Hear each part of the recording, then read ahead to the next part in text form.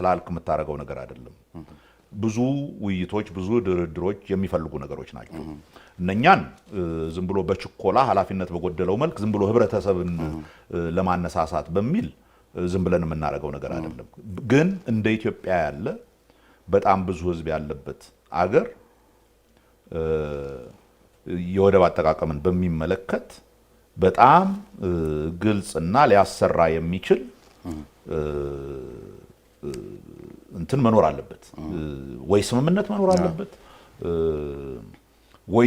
ወይ አንድ አይነት የጋራ ዓለም አቀፍ ዕውቅና ያለው የጋራ ስምምነት ውስጥ መገባት አለበት ብለን እናምናለን ይሄ ግን ቅድም እንዳልኩ ነው ችግሮችን መታየበት መነጽር ከችግሮቹ ክብደት አንፃር አሁን በእጃችን ላይ ያለው ትልቁ ስራ ምንድነው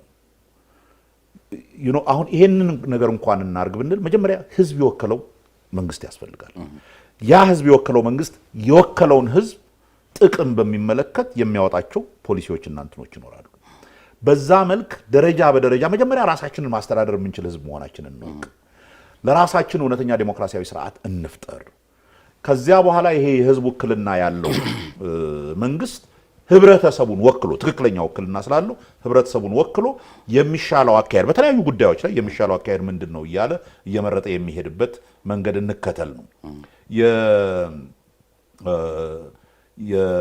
ከኤርትራ ጋር በተመለከተ ያነሳው ንቅናቄ ነበርን በፊት የምትለው እውነት ነው እኛ ግንቦት 7ም ሆነ አርበኞች ግንቦት 7ን እንትን ስናቋቁም ፕራይመሪ ዋና ኃላፊነታችን በሁለት ጉዳዮች ላይ የሚስማሙ አካላትን አሰባስቦ እነኛን ጉዳዮች እንዲፈጸሙ ማድረግ ነው እነኛ ሁለት ጉዳዮች ያልናቸው የአገር አንድነት እውነተኛ ዲሞክራሲያዊ ስርዓት በእነኚህ የሚስማሙ ማናቸውም ኃይሎች ጋር አብረን ሰርተን ይሄን ዲሞክራሲያዊ ስርዓት እንዲመጣ ኤንድ የሀገራችን ደግሞ አንድነትና ትብብር የሚጠበቅበት ሁኔታ እንዲመጣ እንታገላለን ናው ሶሱን ስታረግ ከዛ በኋላ ገብተህ ዝርዝር ፖሊሲዎች በእያንዳንዱ ጉዳይ ላይ ዝርዝር ፖሊሲዎች አውጥተሃል በእነኚህ ሁለት ነገር እየተስማማ ሁሉ አባል ይሆነ ወደ ፓርቲ ስትሻገር ነው ዝርዝር የሆኑ ፕሮግራሞች ይዘህ የምትወጣው በዛ መሰረት ፓርቲ ከሆነ በኋላ ዋና በመንላችሁ የፓርቲ ፕሮግራም ደግሞ አንተም እንደምታውቀው በሁሉም ነገሮች ላይ ዝርዝር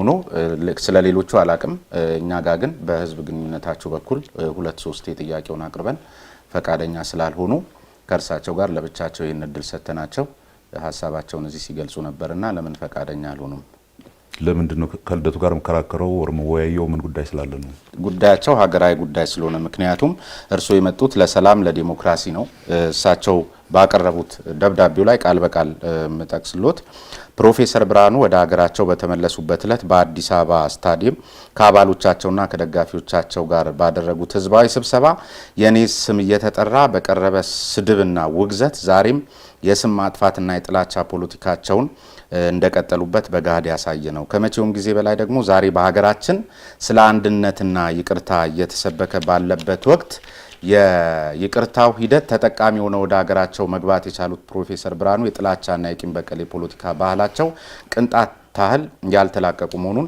እያሳዩን ነው የሚል ነገር ነው ያቀረቡትና በዚህ ጉዳይ ላይ እንከራከር ይሄ የጥላቻ ፖለቲካ ይቁም ስላሉ እርሶ ደግሞ የጥላቻን ፖለቲካ የሚጠሉ መሆኑን በተለያየ መንገድ ይገልጹ ስለነበር ለምን አልፈለጉት ይሁን ወይ ካልሆነ ምናልባት አንዳንዶች እንደሚሉት ንቋቸው ይሁን ምን ማለት ነው የሚለውን ነገር መታወቅ እኔ አሁን ኢትዮጵያ ባለችበት ሁኔታ እቺ ሀገር ባለችበት የችግር ሁኔታ ከልደቱ ጋር ስለምን ጉዳይ ስለ ምርጫ 97 ነው የምናወራው 97 ስለሆነው ነገር ነው የምናወራው ስለምንድን ነው የምናወራው ክርክር ከሆነ የፖሊሲ የሐሳብ ልዩነቶች ላይ የሚደረግ ክርክር ከሆነ እገምታለሁ ምርጫው ሲደርስ ከተለያዩ የፖለቲካ ድርጅቶች ጋር ክርክርና ውይይቶች እንደምታዘጋጁ ያኔ እንከራከራለን ከዛ ውጪ አቶ ልደቱ ምን ስለሆኑ በምን ጉዳይ ላይ እንደማወራቸው አላውቅም ስቴዲየም ውስጥ ተነገረ ስላልከው እንግዲህ ሌላው ፐብሊክ የተናገረው ነገር ከሆነ ዜን ከፐብሊኩ ጋር ነው መነጋገር ያለበት እኔ ስለሱ የሱን ስም አንስቼም አላውቅም ማነሳበትም ጉዳይ የለኝም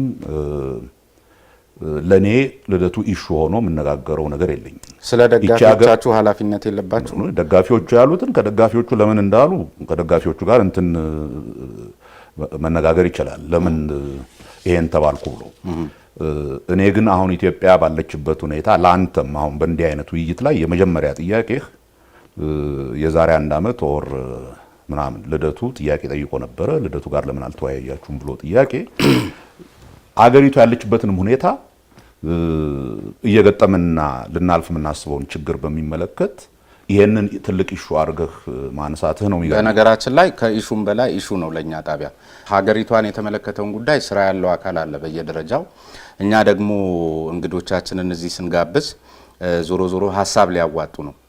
እናንተም በመጣችሁ ሰዓት ላይ ይህንን የለውጥ ሂደት ለማስቀጠል ነውና በማስቀጠል ሂደት ውስጥ ደግሞ እንደዚህ አይነት ተቃርኖዎች እሳቸውም የሚሉት ይህንኑ ስለነበር የትም ስለማያደርሱን ከእንደዚህ አይነት የጥላቻ ሁኔታ ምክንያቱም እንደውም በእኛ ፖለቲካ ውስጥ እዛው ደብዳቤ ላይ ምን ይላል መሰሉት ፕሮፌሰር፣ እዚያው ደብዳቤ ላይ እንደዚህ አይነት ነገር መቅረት ካልቻለ እንደዚህ አይነት የጥላቻ ፖለቲካና የሴራ ፖለቲካ መቅረት ካልቻለ ይሄ ለውጥ የመክሸፍ እድሉ የሰፋ ነው እንደውም የሚል አይነት ነገር ነው እሳቸው ደብዳቤው ላይ ያስቀመጡትና ምንም የሚጣል ነገር የለም በፖለቲካ ሂደት ውስጥ። ቀደም ሲል የእርሶንም ባልደረባ ተመሳሳይ አይነት ጥያቄ ጠይቄ እንዲህ አይነት ችግር ባለበት ሀገር ላይ እንዲህ አይነት ነገር አታንሱ የሚል ነገር ምን ማለት ነው? ምን ችግር አለው? ምን ማለት መሰለህ ልደቱ አንድ ሰው ነው፣ እኔ አንድ ሰው ነኝ። እንደ ፖለቲካ ድርጅት መሪነት ለህዝባችን እንወክለዋለን ወይም ይደግፈናል ብለን ለምንለው ማህበረሰብ የምንናገረውን ነገር በግልጽ ታውቁታላችሁ። ያንን በሚመለከት ጥላቻ ግለሰብንም ሆነ ድርጅትን ወር አመለካከትን በጥላቻ መልክ ሂስ ማቅረብ ይቻላል፣ ትክክል አይደለም ማለት ይቻላል። በጥላቻ መልክ የተናገርነው ነገር ካለ ዜን ይሄንን ተናግራችኋል፣ ይሄ ደግሞ ጥላቻን የሚነዛ ነው ብለህ ትጠይቀኛለህ።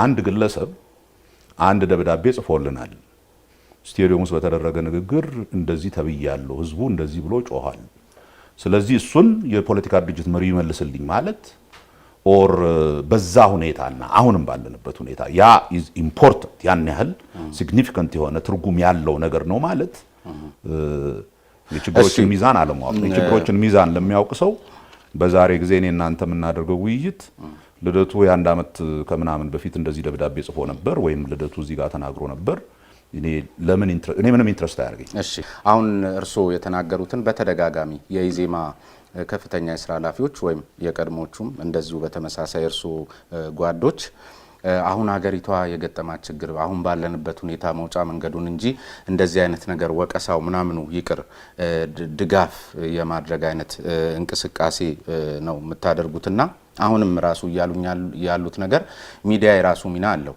ለምሳሌ ይሄን ለውጥ የመደገፍም የማደናቀፍም እዳ ወይም ሚና የለብኝም። እኔ አልደግፍምም አልቃወምም።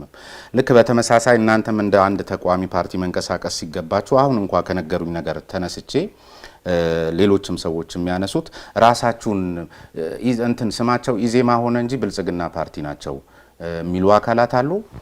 አንዳንዶች ደግሞ አይ አጋር ናቸው የሚሉ አካላት አሉ።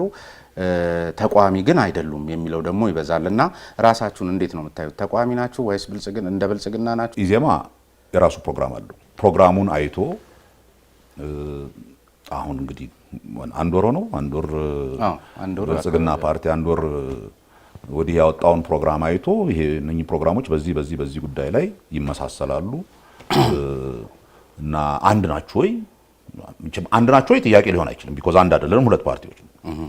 ዜርፎር ሁለቱም ፓርቲዎች አንድ ናችሁ ብሎ መጠየቅ ራሱ ብዙ ትርጉም ያለው አይደለም። ምን ያህል ይመሳሰላሉ አቋማቸው፣ ምን ያህል ይለያያል፣ በምን ጉዳይ ላይ ነው የሚለያየው የሚል ጥያቄ ሌጂቲሜት የሆነ ጥያቄ ነው፣ ልታነሳ ትችላለህ። እሱ ግን ሁለቱን ፕሮግራሞች አይቶ እዚህ ላይ እናንተ እንዲህ ትላላችሁ፣ እነሱ ደግሞ ይሄንን ይላሉ፣ ይሄ ተቀራራቢ ነው፣ በዚህ ጉዳይ ላይ ግን ልዩነት አላቸው የሚል ዝርዝር እንትን ማድረግ ይቻላል። የበለጠ ግን ፓርቲዎችን በተለይ ከምርጫ ጋር በተያያዘ ፓርቲዎችን መለየት ከፈለክ የምትለያቸው በዋናነት ከሚያቀርቡት ፖሊሲ ጋር አንፃር በተለያዩ ጥያቄዎች ላይ ይሄንን ፖሊሲ ብንመረጥ ይሄንን ፖሊሲ ተግባራዊ እናደርጋለን ብለው ስለሆነ የሚቀርቡት ራሳቸውን ከሌላው ፓርቲ መለየት አንዱ ስራቸው ነው። የምርጫ ሂደት አንድ ከማድረግ ይልቅ ልዩነትን በአብዛኛው ያመጣል የሚባልበት አንዱ ምክንያት ዋና የምትከራከረው ለህብረተሰቡ የምታቀርበው እኔ ይሄንን መንገድ እከተላለሁ በዚህ ጉዳይ ላይ በትምህርት ላይ በጤና ላይ በኢኮኖሚ ላይ እነኚህ ፖሊሲዎች አሉኝ። እነኚህ ፖሊሲዎች ደግሞ ህብረተሰቡን ወደ ተሻለ ቦታ ይወስዳሉ ብለህ ነው የምታቀርበው። ያንን ከሌላው እየለየህ ነው የምታቀርበው። ያኔ ነው የምታየው። አሁን ፖሊሲዎች ገና በዝርዝር አልቀረቡም። እኛም እንደ ድርጅት በተለያዩ ጉዳዮች ላይ በጣም በመቶዎች የሚቆጠሩ የፖሊሲ አጥኞች ደጋፊዎቻችንን አሰባስበን የፖሊሲ ዝርዝር ጥናቶች እየሰራን ነው። የብልጽግና ፓርቲም ይሄንን እያደረገ ነው ብዬ አስባለሁ። እነኚህ ለህብረተሰቡ በእነኚህ በተለያዩ ጥያቄዎች ላይ በሚደረጉ ውይይቶች ሊቀርቡ ነው። ያኔ ልዩነታችን ምን እንደሆነ እናሳያለን። ያኔ ህብረተሰቡ እነኚህ ሁለት ፓርቲዎች የተለያዩ ናቸው፣ አንድ ናቸው የሚለውን ጥያቄ ሊያቀርብ ይችላል። ሁለተኛው ደግሞ አይ ቲንክ ኢምፖርታንት የሚሆነው እንደ ኢትዮጵያ ባለ ሀገር ከምር የአገርን እድገት የህብረተሰቡን ብልጽግና የሚያስቡ የፖለቲካ ኃይሎች የሚለያዩባቸው በፖሊሲ አቅጣጫ ደረጃ የሚለያዩባቸው መንገዶች ያሉትን ያክል የሚስማሙባቸው ጉዳዮች ሊኖሩ ይችላሉ። ሁለት ፓርቲዎች በአንድ ጉዳይ ላይ ተመሳሳይ ፖሊሲ ያላቸው ማለት አንድ ናቸው ማለት አይደለም። ለምሳሌ ከብልጽግና ፓርቲ ጋር አትሊስት እንትን ሲደረግ በዝርዝር እንኳን ባናውቀውም በኦፊሴል ሲነገሩ ከነበሩ ነገሮች የምናየው በአገር አንድነት ላይ ጠንካራ አቋም አላቸው። እኛም በአገር አንድነት ላይ ጠንካራ አቋም አለ። ይሄ ተመሳሳይ ያደርገናል። ፓርቲው በፊት ከነበረበት ብልጽግና ፓርቲ በፊት ከነበረበት ይሄ በብሔሮች ላይ መሰረት ካደረገ ፓርቲ አገራዊ የሆነ ሁሉንም ኢትዮጵያዊ የሚያቅፍ የሚያቀርበውን ፖሊሲ ለሁሉም ኢትዮጵያዊ በጋራ የሆነ እንደሆነ አድርጌ ራሴን ቀይሬያለሁ እያለን ያ በተወሰነ ደረጃ እኛም ከምናምንበት ፖለቲካ በመሰረቱ በዜግነት ላይ የተመሰረተ ቢኮዝ በጋራ አንድ የሚያደርገን ነው። እኔና አንተን የሚያወያየን ኦር እኔና አንድ ሌላ ሰውን በዚህ ሀገር ጉዳይ ላይ በፖሊሲ ደረጃ የሚያወያየን ኮመን ኤሌመንቱ የጋራ እንትኑ የምንጋራው ይሄ የዜግነት ነገር ነው። ሶ ስንጀምር ጀምሮ እኛ ፖለቲካችን በዜግነት ላይ ያጠነጠነ መሆን አለበት። ሌሎች ልዩነቶች በዜግነት ላይ ማጠንጠን ማለት ሌሎች ልዩነቶችን መጨፍለቅ ማለት አይደለም፣ ወር የሉም ማለት አይደለም። የብሔር፣ የቋንቋ፣ የሃይማኖት የምን ልዩነቶች ግን ፖለቲካ ስንሰራ ወር ፖለቲካ ጉዳዩ አገራዊ መንግስትን የሚመለከት ጉዳይ እስከሆነ ድረስ መንግስት ደግሞ ሁሉንም በጋራ የሚያገለግል እስከሆነ ድረስ የሚወጡት ህጎች ሁላችንንም እኩል የሚመለከቱ እስከሆነ ድረስ ያ እኩል የሚያደርገንና በሁላችንም ላይ እንዲሰሩ የሚያደርጋቸው ይሄ በጋራ የምንጋራው ይሄ ዜግነት ነገር ነው። ሶ በዛ ምክንያት ፖለቲካችን በዛ ማጠንጠን አለበት ብለን ስንናገር ቆይተናል። አቋማችንም ይሄ ነው። በተወሰነ ደረጃ ብልጽግና ፓርቲ እነኝን ሁሉ በፊት እንደነበረው ዝም ብሎ የአራት በብሔር ያሉ ድርጅቶችን አንድ ላይ ማምጣት ብቻ ሳይሆን ወይም አጋር የሚባሉትን ድርጅቶች አንድ ላይ እንትን በማድረግ ብቻ ሳይሆን ማንም ሰው በዜግነቱ አባል የሚሆንበት ፓርቲ። ፕሮፌሰር ስላሉ ነው ወይስ እርግጠኛ ናችሁ ለመሆኑ? ለምሳሌ ቀደም ሲል ላነሳው ጥያቄ አንዱ ስለመመሳሰላችሁ ልክ ነው። እርስዎ እንዳሉኝ በፖሊሲ በአጋጣሚ መመሳሰል አሁን በዜግነት ላይ እንመሳሰላለን ልክ እንዳሉኝ እንደሱ አይነት ነገሮች ሊኖሩ ይችላሉ። ግን ተቋሚነት ደግሞ መተቸትን መውቀስን በምክንያት መተቸትንም ያካትታልና ከመጣችሁ ጊዜ ጀምሮ በዚህ 1 ዓመት ከ8 ወር ውስጥ ብዙ ነገሮች እዚህ ሀገር ላይ ሲሆኑ ከመናገር መቆጠባችሁ ገንቢ አስተያየትን ብቻ መስጠት እንጂ ትግል አያስፈልግም የሚል አይነት አስተሳሰቦች በየመድረኩ ላይ ማራመዳችሁና እቺ ሀገር ከችግር ውስጥ ነች ያለችውና ከችግር እንውጣ ተመሳሳይ አይነት የብልጽግና ፓርቲ ቅስቀሳ አይነት ማሳየታችሁ በራሱ የሆነ ልትዋሃዱ እያደባችሁ ነው አይነት ነገር ነው ሰው አስተያየት የሚሰጠው። በሱስ ሳይድ አይተውታል? እኔ በዛሬ ሶሻል ሚዲያ ዘመን ማንም ኮምፒውተር ላይ ቁጭ ብሎ የፈለገውን በሚጽፍበት ዘመን እዛ ላይ የሚነሱ ነገሮችን የሶሻል ሚዲያ አይደለም። ብዙ ምሁራኖችም ተቋሚዎችም በተመሳሳይ ከብዙ ነገር ተነስተው አሁን ለምሳሌ ትናንት ምርጫ ቦርድ በነበረ አንድ እንትን ዝግ ነበር ስብሰባ። በእርግጥ ግን ከዚያ በኋላ የወጡ ዜናዎች እንደሚያመላክቱት ምርጫ ቦርድ ላይ ራሱ አብዛኞቹ የተቋሚ ፓርቲዎች እና አመራሮቻቸው ለኢዜማና ለብልጽግና ነው ጥብቅና እየቆማችሁ ያላችሁት ተብሎ ምርጫ ቦርድም ሲወቀስ ነበር። እንደዚህ አሁን ነው የምሰማው። ግን በምን ጉዳይ ላይ እንደዚህ አይነትም ዜናዎች ወጥተዋልና የሆነ ነገር የሆነ የሸተታቸው ሰዎች ልክ አይመስሉም ወይ ብዬ ነው። በምን ጉዳይ ላይ እንደሆነ ይሄንን የሚሉት አላውቅም። ግን የጠየቀውን ጥያቄ ልመልስልህ። እሺ እኛ የለውጡን ሂደት የምናይበት መንገድ አንድ ደረጃ ያለው ያለፈውን ኮምፕሊትሊ ደምስሶ አዲስ ነገር የሚያመጣ የለውጥ ሂደት አይደለም።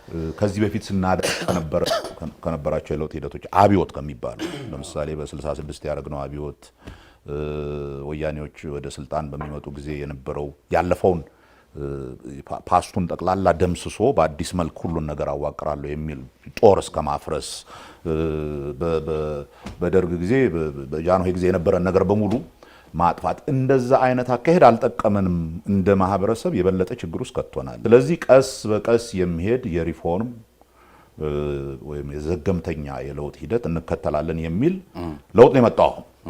እኛ ያንን የለውጥ ሂደት የምንረዳበት እንዲህ አይነት ለውጥ ሲመጣ ያለፈው የነበረውን በሙሉ እንዴት እናፍርስ አይደለም የሚሆነው ውይይትህ። የትኞቹ ጉዳዮች ናቸው በመሰረታዊ ደረጃ መቀየር ያለባቸው፣ የትኞቹ ናቸው ካለፈው ላይ እየጨመርን የምንሄደው ብለህ እየነጠልክ እየለየህ የምትሄድበት የለውጥ አንደርስታንዲንግ የለውጥ አረዳድ ሂደት ነው የምትሄደው። በዚህ ሂደት ደግሞ በተለይ ይሄ ለውጥ የመጣበት ሂደት አገሪቱ በጣም ከፍተኛ ችግር ውስጥ የነበረችበት ትኖራለች አትኖርም የሚባለው ትፈርሳለች አትፈርስም የሚል መሰረታዊ ጥያቄ የሚነሳበት ጊዜ ነው። ፖለቲካ የሚካሄደው በአገር ውስጥ ነው። ፖለቲካ ለማካሄድ ትክክለኛ ፖለቲካ ለማካሄድ አገር የሚባለው ነገር መኖር አለበት። ኮምፕሊት የተተራመሰ ሀገር ሲሪያ ውስጥ ፖለቲካ ልታካሄድ አትችልም። ሶሪያ ውስጥ ፖለቲካ የምታካሄደው ትርጉም ያለው ምክንያታዊ የሆነ ክርክር እያደረግ የትኛው ይሻለናል፣ የትኛው ፖሊሲ ይሻለን፣ የትኛው ነው ወደፊት የሚወስድን የሚል ውይይት ለማድረግ በመጀመሪያ አገር መኖር አለበት። ቀጥሎ ሰላም መኖር አለበት። በዛ አገር ውስጥ እንደዚህ አይነት ፖለቲካ ለማካሄድ እንዲህ አይነት የተለያዩ ሀሳቦችን ማንጸባረቅ የሚችል የፖለቲካ ስርዓት መኖር አለበት። ከማንኛውም የፖለቲካ ከብልጽግና መንግስት ላይ ካለው ጋር ብቻ አይደለም፣ ተቃዋሚም በሚባሉት 100 ምናምን ፓርቲዎችም ጋር በጋራ በዚህ ሀገር ጉዳይ ላይ እናስባለን ካል መስማማት ያሉብን መሰረታዊ ነገሮች አሉ። ያ መሰረታዊ ነገር በአገሩ ሰላም መኖር አለበት። ፖለቲካችን ከግጭት ማህበረሰቡን ከሚያተራምሱ ነገሮች መጠንቀቅ አለበት። ቢቻል ፖለቲካችን ከውሸት ከአሉባልታ ከምናምን ጸድቶ እውነተኛ ምክንያታዊ ወደሆነ ሂደት ውስጥ መግባት አለበት። ይሄ በማህበረሰቦች መካከል የሚደረግ ግጭት ወይም ሆን ብሎ ማህበረሰቦችን ለማጋጨትና አገሪቱ የተተራመሰች የምትመስልበት ሁኔታ ውስጥ እንዳትገባ ማድረግ የጋራ የሁላችንም ኃላፊነት ነው። በእነኚህ ጉዳዮች ላይ ብልጽግና ፓርቲ ተቋቋመ የምትለው 1 ወር በፊት ነው። ከዛ በፊት ኢህአዴግ ነበር። ኢቭን ኢህአዴግ ከሚባለው ድርጅት ጋር እነኚህን መሰረታዊ አገርን የማቆም ሰላምን የመፍጠር ወደ እውነተኛ ዴሞክራሲያዊ ስርዓት መሸጋገርን በሚመለከቱ ባሉ ጉዳዮች ላይ ከሁሉም ጋር በጋራ አብረን እንሰራለን። የኛ መሰረታዊ ነው። ያ ፖለቲካን ምክንያታዊ በሆነ መንገድ ማስኬድ የሚቻልበት ደረጃ ላይ እየደረስን ስንሄድ ይሄ ዴሞክራሲያዊ የሆነ ስርዓት መገንባት ስንጀምር አገሪቱ ወዴት ትሄድ፣ ምን አይነት ፖሊሲ እንከተል፣ በእነኚህ በተለያዩ አገሪቱን ወጥረው በያዙ ችግሮች ዙሪያ የትኛው መንገድ ነው የሚያስኬደው በሚል ያን እንከራከራለን። ስለዚህ አንተ የተለያየ ፖለቲካ ድርጅት አለ ማለት አንድ ጉዳይ በተነሳ ቁጥር ሁሉ ጊዜ መጣላት አለብህ ወይም ሁሉ ጊዜ መከራከር አለብህ ማለት አይደለም። ያ ጉዳይ በጋራ የሚያስማማህ ነው የሚያስማማህ አይደለም እያልኩ ባክግራውንዳችሁ ግን እንደዛ ስለነበር እኮ ብዬ ነው። ኢህአዴግን በምትቃወሙ ሰዓት ኮሽ ባለሽ ቁጥር ነበረ ብዙ ነገር ስትተቹም ስትነቅፉም ለህዝቡም ኡታችሁን ስታሰሙ የነበረውና ይሄ ነው እኮ አሁን የሆነ ነገር ባይኖር ኖሮ አመጣጣቸው ሂደታቸው የፖለቲካ ስብዕናቸው የነ ፕሮፌሰር እንዲህ አልነበረም። የሚያውቋችሁ ደጋፊዎቻችሁ ከኢቭን ከ97 አስቀድሞም ጭምር እርሶ የነበሩባቸው ፓርቲዎችንና የእርሶን አመራር የሚያውቁና እርሶን ተከትለው የተሰለፉ ኃይሎች በዚህ ስብዕና አያውቁትም እና በጣም ለየት ሲልበት ይሄን ቢጠራጠር እንግዲያው ያልተረዱት ነገር አለ ማለት ነው። ፖሊሲያችን በኢህአዴግ ውስጥ ያሉ የተወሰኑ ሰዎች የተወሰኑ ኃይሎች ይሄ በእርግጥም እንግዲህ ያን ጊዜ የደረሰበት ሁኔታ ታውቋል። ኦልሞስት ይቺ ሀገር እንደ ሀገር ትቀጥላለች አትቀጥልም የምትል ገደል አፋፍ ላይ የደረስንበት ጊዜ ነው። በዛ ጊዜ ኢህአዴግ ውስጥ የነበሩ ይሄንን የሚያዩ ከውስጥ ሆነው የሚያዩ ይሄ ነገር እንዳልሰራና እንደማይሰራ በጉልበት ማህበረሰብን አስገድዶ መግዛትና ማስተዳደር እንደማይቻል ህብረተሰብ የተወሰነ ደረጃ ላይ ሲደርስ እምቢ እንደሚል እምቢ በሚልበት ጊዜ ደግሞ በአገር ደረጃ ሊፈጠር የሚችለውን ቀውስ ያዩ ኃይሎች ያ መንገድ አያስኬድም፣ ወደ እውነተኛ ዲሞክራሲያዊ ስርዓት መሄድ አለብን። እውነተኛ ዲሞክራሲያዊ ስርዓት ካላመጣን ሰላም ብቻ አይደለም አገር የሚባለውም ነገር አይኖረንም ብለው ያንን ከዚህ በፊት ያንን እንትን ሲገፋ የነበረውን ኃይል ገሸሽ አድርገው ለውጥ የሚፈልጉ ኃይሎች መጡ።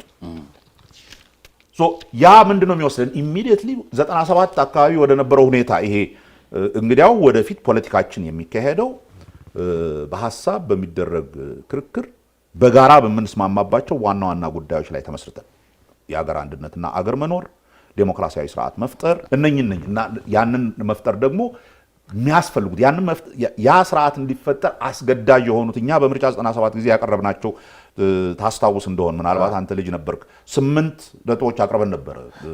በሙሉ የሚጠይቁት መሰረታዊ የሆኑ ለዲሞክራሲያዊ ስርዓት ግንባታ አስፈላጊ የሆነ ተቋማት እንትን ማድረግ አለባቸው። እንደውም የሰረቃችሁትን ተቀበሉ ነው ያልናቸው። የሰረቃችሁትን እንቀበላለን፣ ይሄ ዘረፋችሁትን ሁሉ እንተውላችኋል።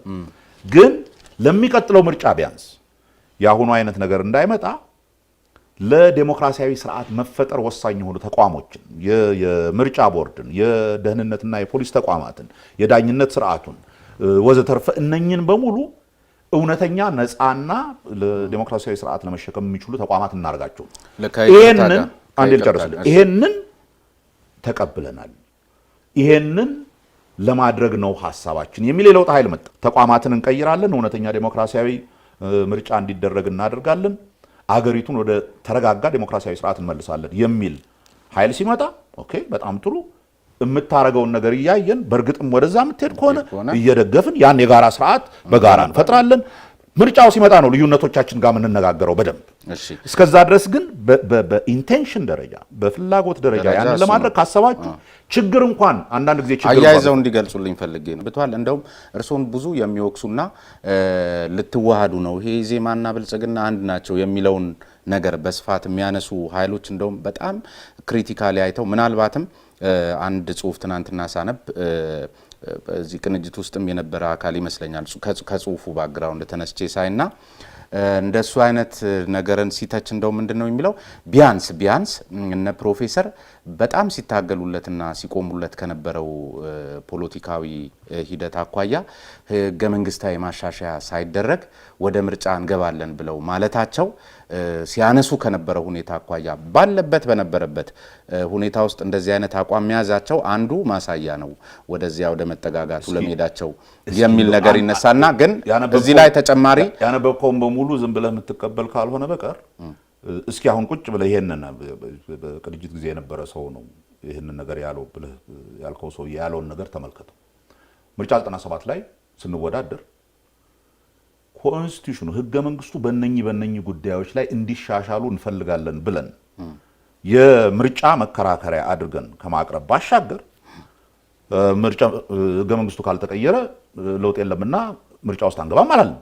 አሁንም እኮ ግንቦት 7 ሆነው ይሄን አቋም አራምደው ያውቁ ሁሌም የምንለው ህገ መንግስቱን በሚመለከት አም ሹር የምትከተለው ጥያቄ ይኖርሃል፣ በዛ ላይ በዝርዝር እንሄድበታለን። በት ኢሴንሻሊ የምንለው ህገ መንግስት ይሄ አሁን በኢትዮጵያ ውስጥ ያለው ህገ መንግስት እኛ ብቻ ሳይሆን ብዙዎች የሚያምኑበት በጣም ብዙ ችግሮች ያሉት አገሪቱ ለገባችበት የተለያየ ቀውስ አስተዋጽኦ ያደረገ ህብረተሰብ በሰፊው ያልተወያየበት ህብረተሰብ ብቻ አይደለም ኢቭን የፖለቲካ ምሁራን በዝርዝር ውይይት ሳያረጉበት በፖለቲካ ድርጅት መሪዎች ብቻ ያውም በዛን ጊዜ የበላይነት በነበራቸው የፖለቲካ ድርጅቶች በራሳቸው የፖለቲካ ፕሮግራም መሰረት ላይ አድርገው የቀረጹት ህገ መንግስት ይሄ በኋላ ብዙ ግጭት ውስጥ ይከተናል።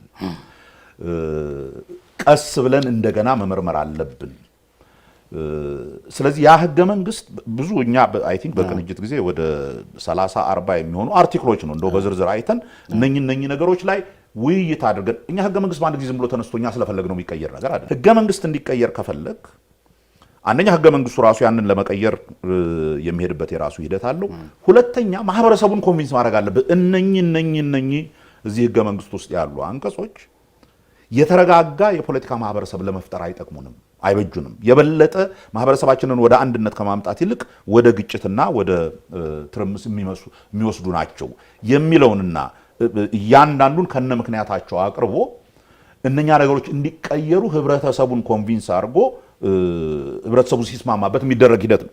ናው ያንን ለማድረግ ዛሬ እናርገው ወይ ዛሬ ይሄ ምርጫ ከመደረጉ በፊት እነኚህን የህገ መንግስት ማሻሻያዎች አሁን እናርጋቸው ወይ ብለህ ብትጠይቅ የኛ መልስ ምንድን ነው እንዴ? ይሄ ህብረተሰብ እንደዚህ ኤጅ ላይ እንዲህ ሊባላ በጣም ብዙ ችግሮች ባሉበት ሁኔታ ላይ ይሄን ህገ መንግስት ያወጡት ሰዎች ሙሉ ለሙሉ ህገ መንግስታችን ነው ብለው ሲቀበሉ የነበሩ ሰዎች ፓርላማውን ይሄ ህገ መንግስቱ ሊቀይር የሚችለውን ፓርላማ 100% ተቆጣጠሩበት። በየክልሉ ያሉ የመንግስት አካላት የክልል መንግስቶች የሚባሉ 100% በኢህአዴግ ቁጥጥር ስር ባሉበት ሁኔታ ኤንድ ይሄ ደግሞ እዚህ ቁጥጥር ውስጥ የገቡት በእውነተኛ የህዝብ ፍላጎት በተንጸባረቀበት ምርጫ ሳይሆን ሁላችንም በምናውቀው ምርጫ በማይባል የተጨበረበረ ስርዓት ላይ የተደረገ በሆነበት ሁኔታ እነኚሁኑ ሰዎች ህገ መንግስት ቀይሩ ብሎ መጠየቅ ምን ትርጉም ይሰጣል? ያ ከመሆኑ በፊት መጀመሪያ መሆን ያለበት እስኪ ለመጀመሪያ ጊዜ ህብረተሰቡ በነፃ ምርጫ የወከላቸው ሰዎች በየፓርላማው በየክልል ምክር ቤቱ ይግቡ። ያኔ ዊኖ ምርጫው ትክክለኛና ንጹህ ከሆነ የተመረጡት ሰዎች የህብረተሰቡን ፍላጎት በተወሰነ ደረጃ የሚያንጸባርቁ እነኚህ ሰዎች ያኔ ቁጭሉና አሁን ደንበኛ ሌጂቲመሲ ያላቸው የህብረተሰቡ ውክልና አላቸው። በጉልበትና በሸፍጥ የተመረጡ ሰዎች አይደሉም። አሱሚንግ ምርጫው በትክክል ይካሄዳል። እነኚህ ሰዎች ዜን ቁጭ ብለው በዚህ የህገ መንግስት ጉዳዮች ላይ ውይይት የማድረግ ፋታም ያስፈልጋቸዋል። እንደዚህ አሁን ባለው አይነት የትርምስ ሁኔታ አይደለም ህገ መንግስትን የሚያክል ትልቅ ነገር የምትወያዩ። በተወሰነ ደረጃ ህብረተሰቡ ይረጋጋ፣ ምርጫ ይደረግ፣ የህብረተሰቡ ወኪሎች የፖለቲካ ስልጣን አካባቢ ይምጡ። ዜን እነኚህ ሰዎች የህብረተሰቡን ፍላጎት ሊያንጸባርቁ የተመረጡ እስከሆኑ ድረስ ቁጭ ብለው ይሄ ህገ መንግስት ውስጥ አሉ የሚባሉትን ችግሮች ቁጭ ብለው መወያየት እና ወደፊት እንዴት እንሂድ ማለት ይችላሉ። ዛሬ ያንን መወያየት ምን ለማምጣት እኮ ግን እዚሁ ጋር እኮ አሁን በእርስ በርሱ የሚጣረስ ነገር ያለ ይመስለኛል። ለምሳሌ አሁን እርስዎ እንደሚሉኝ በፓርላማውን በክልል መንግስታት ውስጥ ያን ማየት የቻለ አካል ነው ይህን ለውጥ ይዞ የመጣው ባሉኝ መሰረት በኢህአዴግ ቁጥጥር ስር ነው እንዲ ያለው ፓርላማውም የክልል መንግስታት አንድ ጥያቄ ነው። ከዚያ ባሻገር ግን እንዲህስ አይነት አሁን እርስዎ ያሉት አይነት በጣም አስቸጋሪ ነገሮች የታጨቁበት እና የህዝብ ያልሆነ ህገ መንግስትስ እርስዎ የጠቀሷቸውን ምክንያቶች ሁሉ የያዘ ህገ መንግስት ተይዞ ምክንያቱም የምርጫው ምንጭም ህገ መንግስቱ ስለሆነ ቀድሞ አሁን ታዲያ ህገ መንግስቱ ሳይሻሻል የሚደረገው ምርጫስ ፍትሃዊ ሰላማዊ ሊሆን የሚችልበት እድል አለ ወይስ አሸናፊውንስ በፍትሃዊነት ፈርጆ ልክ ነው በፍትሃዊ የውድድር መንገድ ነው የመጣው ብሎ ለመቀበል አያስቸግርም? ነፃና ፍትሃዊ ምርጫ ለማድረግ እኮ ህገ መንግስቱ አይከለክልም። ነፃና ፍትሃዊ ግን ብዙ ቅድመ ሁኔታዎቹ ደግሞ አያስችሉማ። የጀመርኩት እሱ እኮ ነው። ወደዛ እንመጣ። ህገ መንግስቱ ነፃና ፍትሃዊ የሆነ ምርጫ እንዳይደረግ አይከለክልም። እንደውም እንደዛ አይነት ምርጫ ነው መደረግ ያለበት ይላል። በጊዜው ያንን ህገ መንግስት ተጠልሎ ስልጣን በጉልበት በህዝብ ምርጫ ሳይሆን በጉልበት ስልጣን የያዘው ኃይል ይሄ እንዳይካሄድ ይሄ እንዳይሆን ይሄንን ምርጫ የሚያስፈጽሙ ተቋሞቹን በስሩ አድርጎ በነፃነት እንዳይንቀሳቀሱ አድርጎ ነው ምርጫዎችን ሲሰርቅና ሲዘርፍ የነበረው ራይት።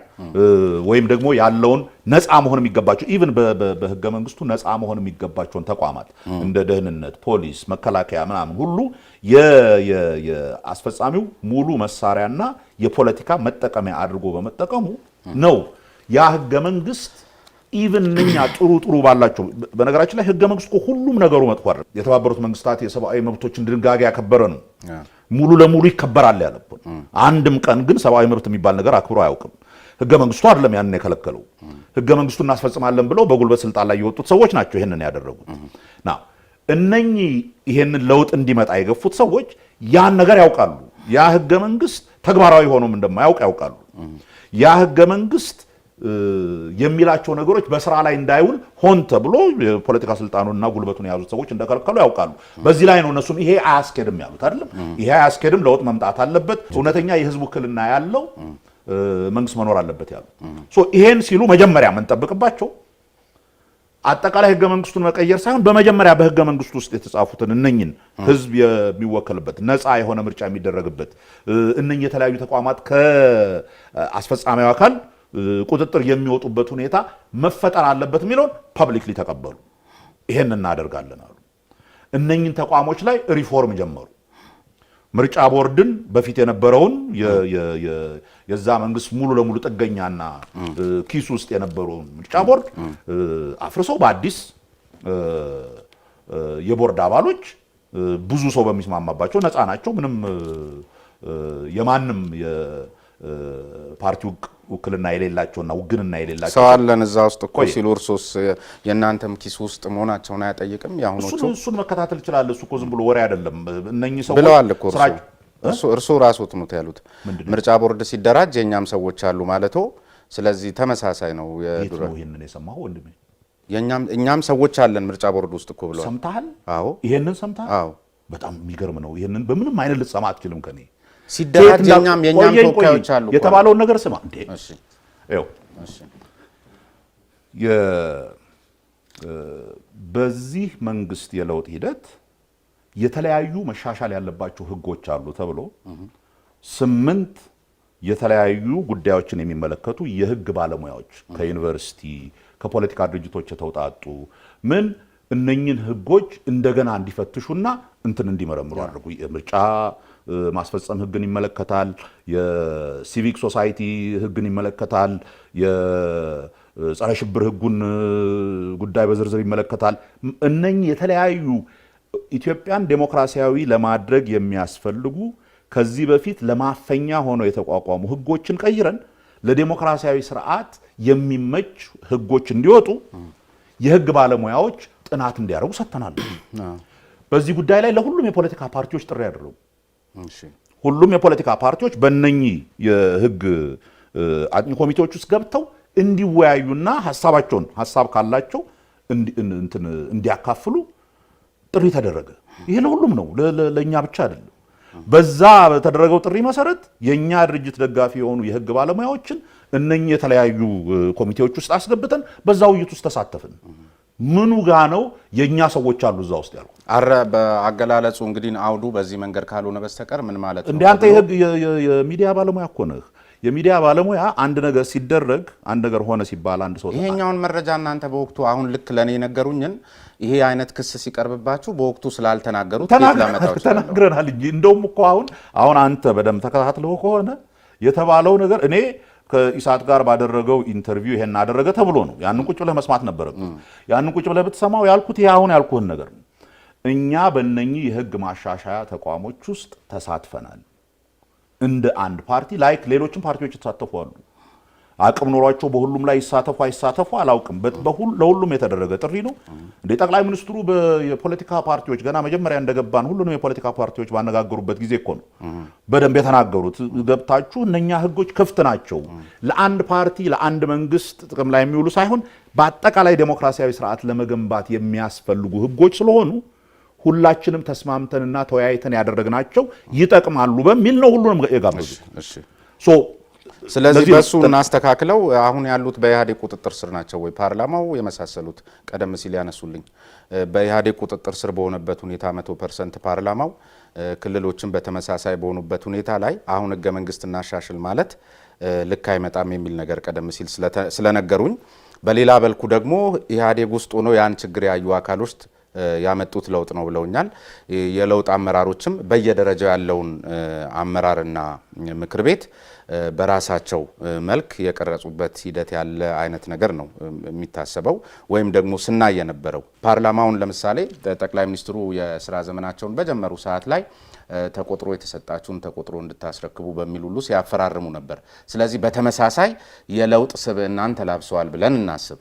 ስለዚህ እነዚህ አካሎች አሁንም በኢህአዴግ ቁጥጥር ስር ባሉበት ሁኔታ ህገ መንግስታዊ ማሻሻያ እንዲያደርጉ መጠበቅ አያስፈልግም የሚል ነገር ነግረውኛልና ልክ ነው። አክቹአሊ አንድ ነገር አይደለም ያልኩት፣ ሁለት ሶስት ነገር ነው ያንን በሚመለከት ያልኩት። አንደኛው አሁን ባለንበት በጣም ስሱ የሆኑ ስሜቶች ባሉበት ሁኔታ ህገ መንግስትን የሚያክል የረጅም ጊዜ በአጠቃላይ በጣም ዘላቂ የሆነ የአገርን ፖለቲካ ስርዓት የሚመሰርት ዶክመንት እንደዚህ በችኮላና የመናቆር ስሜት ባለበት ሁኔታ መሆን የለበትም አሉ። ስለዚህ በተወሰነ ደረጃ የተረጋጋ መንፈስ ይፈልጋል እንዲህ አይነት ነገር ለመወያየት። ሁለተኛ ልቀይር ብትል በዚህ አሁን ከምርጫው በፊት ልቀይር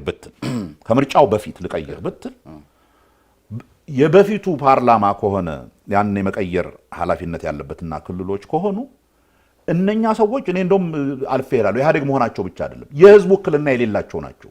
የህዝብ ውክልና የሌላቸው ናቸው የምልህ ምክንያቱም በህዝብ በነፃ የህዝብ ፍላጎት የተመረጡ አይደሉም።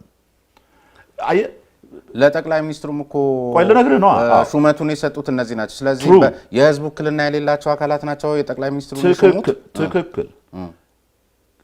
ቅድም ያልኩትን በደንብ ከተረዳህ ምንድን ነው ያልኩት? እነኚህ ኢህአዴግ ውስጥ ያሉ ያ አካሄድ በፊት የነበረው የኢህአዴግ አካሄድ አያስኬድም፣ አገር ያፈርሳል፣ አገር ችግር ውስጥ እንትን ያደርጋል ያሉ የለውጥ ኃይል የሚባሉት ኃይሎች ወጥተው የበላይነትን አግኝተው ያሉት ምንድን ነው?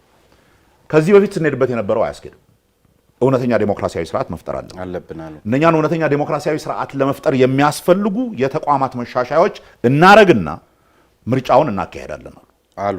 እነዚህም ግን የለውጥ ኃይሎች የፓርላማ አባል ናቸው። ትሩ ይኸው ሽግግር እኮ አሁን ለምሳሌ ሌላ መንገድ እናርገው እንበል። ይሄ ከአምባገነናዊ ስርዓት ወደ ዴሞክራሲያዊ ስርዓት የሚደረግን ሽግግር በተለያየ መንገድ አገሮች አካሂደውታል። አንዱ ጊዜያዊ የሽግግር እንትን ትፈጥራለህ። ይሄ የሚደረገው በምርጫ አይደለም የሚደረገው የተለያየ ፖለቲካ ፓርቲዎች የተወከሉበት ምናምን እንትን ይደረግና እስኪ ወደ እውነተኛ ዴሞክራሲያዊ ስርዓት አሸጋግሩ ይባላል። ኦር በብዙ ሌሎች ደግሞ ሀገሮች ያየነው እነኛው ይሄ ለውጥን የሚፈልጉት እዛው ስርዓት ውስጥ ያሉት ኃይሎች ኖ በዚህ መልክ ልንቀጥል አንችልምና ለውጥ ማምጣት አለብን ብለው ተቋሞችን እያሻሻሉ እስከሚቀጥለው እንትን ብዙ ትርምስ ሳይፈጠር እስከሚቀጥለው ምርጫ እናደርሰዋለን ብለው ይሄዱበታል። ያኔ የምትቆጣጠረው አንተዛ የሽግግር እንትን ውስጥ ስላለህበት ሳይሆን በእርግጥም የሚሉትን ነገር እያደረጉ ነው ወይ፣ በእርግጥም ይሄንን ለውጥ ወደ ዴሞክራሲያዊ ስርዓት ለመውሰድ የሚደረግ የተቋማት ማሻሻያዎችን ምናምን እያደረጉ ነው ወይ እያልክ ትከታተልና እያደረጉ ከሆነ ኦኬ ሂዱበት፣ ወደዛ መስመር እየገባን ነው። አይ ከሆነ ደግሞ ኖ ይሄማ ያ እንዲፈጠር ቃል የገባችሁትና የተስማማንበትን ነገር የሚያበላሽ ነገር እያደረጋችሁ ነው እያልክ ወደዛ ቦታ እንዲወስዱ እየገፋ ትሄዳለህ። እነኚህ ናቸው አካሄዶች። ህገ መንግስት ግን በጣም ትልቅ ጉዳይ ነው። ህገ መንግስት ከዛ በላይ ጉዳይ ነው። ለዚህ ነው ትንሽ ጊዜም መውሰድ አለብን። ኢትስ ኖት ኢቭን የእንትን ብቻ ሳይሆን በአንድ ዓመት በሁለት ዓመት አጣድፈህ የምትቀይረው ነገር አለ። ህገ መንግስት ሰፊ ውይይት ይፈልጋል። ህብረተሰቡ በደንብ እንደ በፊቱ ዝም ብለን የተወሰኑ ፓርቲዎች እንዲያደርጉት ሳይሆን ህብረተሰቡ ያመነበት ኦኬ ይሄ ዘላቂ የሆነ የፖለቲካ ስርዓት ለመፍጠር የተመቻቸ ህገ መንግስት ብሎ ያመነበት ነገር መፍጠር ነው ለዘላቂው ሰላም የሚሰጥህ። ለዚህ ነው ያ ሰፊ ውይይት የሚፈልገው። በእኔ እምነት የሚቀጥሉት 5 ዓመታት ውስጥ ከሚሰሩት ስራዎች አንዴ ይሄ በእርግጥም የህዝብ ውክልና ያለው እንትን ከተደረገ በኋላ እነኛ ውይይቶች ናቸው። እነኛ ውይይቶች በመንግስት ደረጃ ብቻ አይደለም የሚደረጉት። በምሁራን መካከል ውይይቶች መደረግ አለባቸው። በህብረተሰቡ ውስጥ ውይይቶች መደረግ አለባቸው። በፖለቲካ ፓርቲዎች ውስጥ ውይይቶች መደረግ አለባቸው። እነኝን ሁሉ ካደረግን በኋላ ነው ህብረተሰቡ በሬፈረንደም ያን ህገ መንግስት በዚህ መልክ እናሻሽለው የሚለው። ስለዚህ አሁን አንነካካው። ያለንበት ስሜት ጥሩ አይደለም። በጣም አስከፊ ከሆነ ስርዓት እና በደል ውስጥ ነው የወጣ ነው። ገና ውስጣችን እንኳን ፕሮግራማችሁ ላይ እናነሳዋለን በደንብና እሱን በዚሁ እንትን ብለን ነው ላለመደጋገም። ያው የሚያወዳድራቸው እጩዎች የየወረዳው ነዋሪዎች ናቸው የሚል ነገር አንስተዋል። ልክ ነኝ አይደል? አዎ ይሄን አንስተዋል። ግን የዜግነት ማን ነው የብልጽግና ፓርቲም ደግሞ በተመሳሳይ ብልጽግና ይልና መልሶ የአማራ ብልጽግና የኦሮሚያ ብልጽግና ሲል ወይም የብልጽግና ፓርቲ ኦሮሚያ ቅርንጫፍ አይልም፣ የብልጽግና ፓርቲ አማራ ቅርንጫፍ አይልም። ስለዚህ ዜማ ልዋሃድ እንኳ ቢል እዚያ ቦታ ላይ ኢዜማ ውስጥ ያለ አንድ ኦሮሞ ሊሳተፍ የሚችልበትን በር ይዘጋል። ስለዚህ በስም ነው የሚዘጋው ልነግሮት ነው። ለምሳሌ ብልጽግና የሚባለው አካል አጠቃላይ አንድነትን የሚያጠይቅ ይመስልና ግን በየአደረጃጀቱ በየመዋቅሩ ግን መልሶ እንደበፊቱ የኦሮሚያ የአማራ የትግራይ የሚል እንትኖች ነው እየተቋቋሙ ያሉት የሚለውን አንድ ላይ ያያይዙና እርሶም በተመሳሳይ የየወረዳው ነዋሪዎች ናቸው የሚወከሉት ያሉትን ያነሱና የዜግነት ፖለቲካ ማለት ግን የአስተሳሰብ ፖለቲካ ነው። ምን አመጣው የየወረዳው ነዋሪዎች ወይም ተወላጆች ናቸው እዛ ቦታ ላይ የሚሳተፉት ሲሉ የበለጠ አቅም ያላቸው በአስተሳሰባቸው የላቁ በራእያቸው የላቁ አካላት ምናልባት እድላቸው ይጠባል። ስለዚህ መልሶ ሁለት ነገር ነው እየተነሳ ያለው የሚልም መከራከሪያ ነው የሚቀርበው። ግራ የሚገባ እኮ መከራከሪያ ነው። ይሄን የሚያቀርቡ ለሰማው ለመጀመሪያ ጊዜ ነው የምሰማው። ግን እንደዛ መከራከሪያ የሚያቀርቡ ሰዎች ካሉ ምርጫ የሚደረገው በወረዳ አይደለም እንዴ? አዎ ምርጫ በወረዳ ነው። 547 የምርጫ ክልሎች አሉ። እነኛ 547 የምርጫ ክልሎች ውስጥ የወረዳው ነዋሪ ይወክለኛል የሚለውን ሰው ይመርጣል። ከሌላ ቦታ መጥቶ አይወዳደርለትም። የዛው የወረዳ የአስተሳሰብ ፖለቲካ ግን ድንበር አይገድበውም ነው። ምን ማለት ነው? እሱ እኮ ነው አይ that's why strange የሚያደርገው ይሄ አሁን ያነሳሁን ጥያቄ ግራ የሚያጋባው አንድ ወረዳ ላይ የፓርላማ ተወዳዳሪ ፓርላማ ወኪል በዚህ ወረዳ ላይ የሚል የምርጫ እንትን ያወጣው 547 ወረዳዎች አሉ። እነኚህ ኮንስቲትዩንሲስ የምንላቸው ነው። እነኛን ኮንስቲትዩንሲስ የሚወክል የዛ አካባቢ ተወዳዳሪ ነው። ሌላ ኬት ይመጣል? ከዚህ ከሌላ ከአዲስ አበባ ሄዶ እናጥበውና በወረዳ የጨርቆስ ሰው ሄዶ ቦሌ ቢወዳደር ምንድን ነው? በአስተሳሰብ የጨርቆስ ሰው መወከል ያለበት በጨርቆስ ነዋሪ ነው። that's why ኮንስቲትዩንሲ የሚባለው እንዴ ውክልና እኮ ማለት ያ የጨርቆስ ህዝብ ተሰብስቦ እኔን ይወክለኛል የሚል የሚያውቀውን የዛን የጨርቆስ አካባቢ ሰው እንዲወዳደር ያደርጋል። እንዴ በህግ እኮ በምርጫ ህግ አንድ ወረዳ ውስጥ ለመወዳደር በየትም ሀገር ነው የትም ዴሞክራሲያዊ የምትለው የትም ሀገር አንድ ሰው በአንድ ወረዳ ውስጥ ለመወዳደር የዛ ወረዳ ቢያንስ የ6 ወር ወይም የ1 ዓመት ነዋሪ መሆን አለበት እንደ የአገሩ ህግ። ይሄን እኮ የሚሆነው ወረዳ ማወቅ አለብህ ለመወዳደር። የምታገለግለው እኮ የዛን ወረዳ ህዝብ ነው። ከየት መተህ ነው ማታውቀውን ወረዳ የምታገለግለው? የዜግነት ፖለቲካ ማለት ማንም ዜጋ በፈለገበት ቦታ ኖረበትም አልኖረበትም ይወዳደር ማለት እኮ አይደለም። በሚኖርበት ሳይሆን የዜግነት ፖለቲካ የሚያቀነቅነው አስተሳሰብን ነው። ትሩ አይደለ? ለዚህ ነው እኮ ማንም ወረዳ ወደዚህ ወደ ምርጫ እንትን ውስጥ ከገባ ነው እንደሱ በተወላጅነት ምናምን ሳይሆን አስተሳሰብ ነው ማሸነፍ ያለበት ብሎ የሚያምን አካል እንደዚህ አይነት ሽንሽን ውስጥ ምን ከተተው ነው? ሽንሸና አይደለም እኮ እያልኩ ነው። ይኸው በፍጹም የጠራ አስተሳሰብ አለመያዝ ካልሆነ በቀር ያ የምናወራው በየወረዳው ውክልና የምንለው ነገር ተወዳድሮ ያንን ወረዳ ለመወከል የዛ ወረዳ ነዋሪ መሆን አለበት። ይሄ የትም ሀገር በየትኛውም የዴሞክራሲያዊ ስርዓት አንድ ሰው የዛ ወረዳ ነዋሪ ሳይሆን የዛ ወረዳ እንትን ሳይኖረው ውክልና ወክሉኝ ብሎ ያን ወረዳ ሊጠይቅ አይችልም። ህግም አይፈቅድለትም። ለዚህ እኮ ነው ይሄን ያህል ጊዜ መኖር አለብህ ምናምን የሚባለው። ከዛ በኋላ ግን የሚለየው ከዜግነት ፖለቲካ ላይ እዛ ወረዳ ውስጥ ለመወዳደር ግን ዘርህ ይሄ መሆን አለበት ያ መሆን አለበት የሚባል ነገር የለም። የዛ ወረዳ ነዋሪ መሆን አለብህ። የዛ ወረዳ ነዋሪ እስከሆንክ ድረስ ከምንምና ከምንም ኢትዮጵያዊ እስከሆንክ ድረስ የፓርቲው አባል መሆን ትችላለህ። ፓርቲውን ወክለህ መወዳደር ትችላለህ። የፓርቲውን አመለካከት እስከያዝክ ድረስ የፓርቲው አባላት እስከመረጡህ ድረስ እዛ ያሉት የዛ ወረዳ የፓርቲ አባላት እከሌ ይወክለን ብለው ለህዝብ ውድድር አቅርበው ያ ህዝብ ደግሞ በእርግጥም ይሄ የኢዜማ ወኪል ይሻለናል ካለ ምርጫ የሚካሄደው እንደዛ ነው። ሶ የኢዜማ ጋምቤላ ውስጥ ያሉ 3 የምርጫ ወረዳዎች አሉ። ጋምቤላ ውስጥ ያሉ 3 የምርጫ ወረዳዎች ውስጥ 3 የወረዳ የፓርቲ ስትራክቸር አለ። እነኚህ የፓርቲ ስትራክቸር ውስጥ ያሉ ሰዎች እነኛን ወረዳዎች የሚወክሏቸውን ሰዎች የሚመርጡት እነሱ ናቸው። ሲመርጡ እዛው አካባቢ የሚያውቁትን የዛው አካባቢ ተወላጅ ነዋሪ የሆነ ሰው ነው የሚመርጡት። ሌላ ኬት ያመጣሉ? ከአዲስ አበባ ብርሃኑ ሄዶ ጋምቤላ ልወዳደር የሚልበት ምን መሰረት አለው? እዛ አይኖርም። ነዋሪነቱ እዛ አይደለም፣ በህግም አይችልም። ቢኮዝ እዛ ነዋሪ መሆን አለበት ለመወዳደር።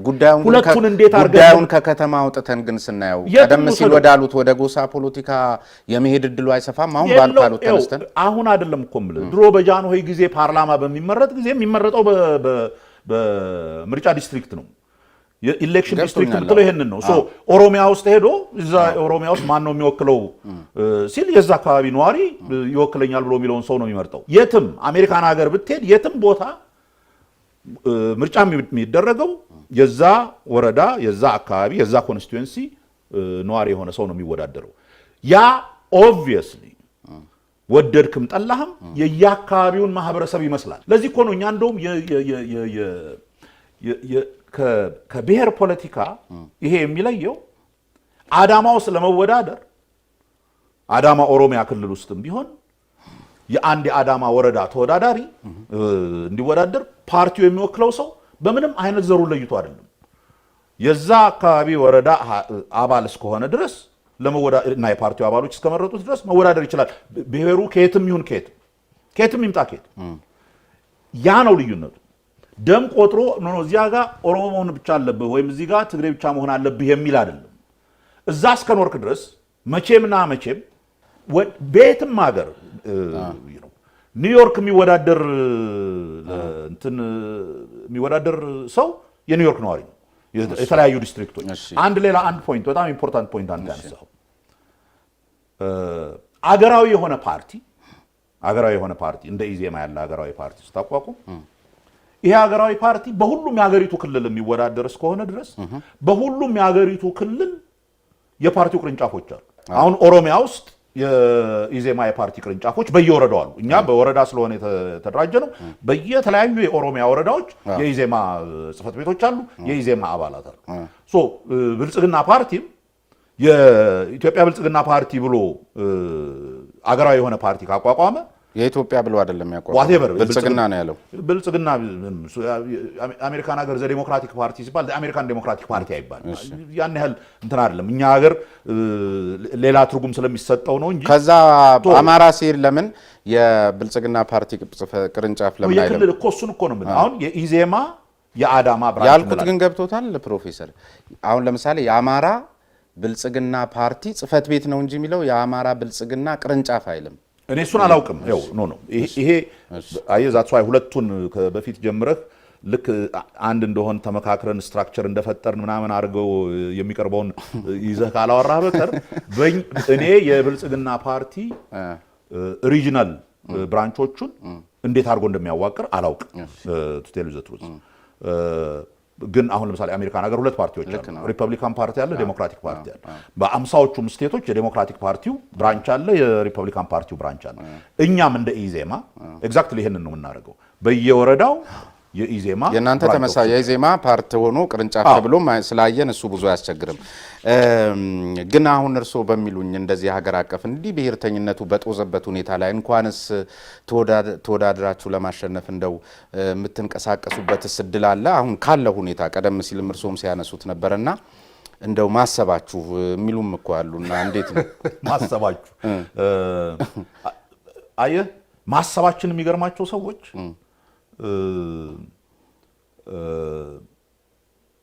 አንድን ማህበረሰብ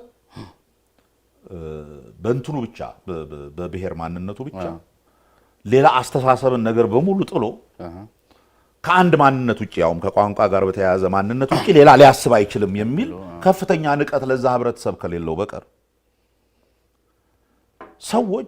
የሰዎች ማንነት በአንድ ነገር ብቻ አይወሰንም። የሰዎች ማንነት የተለያየ ነገር ነው። አሁን አንተ ብሔር ምን እንደሆነ አላውቅም፣ በሙያ ጋዜጠኛ ነህ፣ አዲስ አበባ ነዋሪ ነህ፣ ሜቢ አንድ እግር ኳስ ቡድን ትደግፍ ይሆናል። እነኚህ ሁሉ የማንነት እንትኖች ናቸው። ዘ ሴም ቲንግ እኔም ውጭ ሀገር ኖር ያለው ያ የተወሰነ የሚሰጠኝ ከማንነቴ ጋር የተያያዘ ነገር አለ።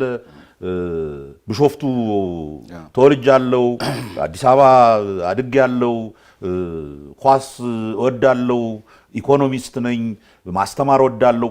እነኚህ ሁሉ የማንነቶቼ ምልክቶች ናቸው።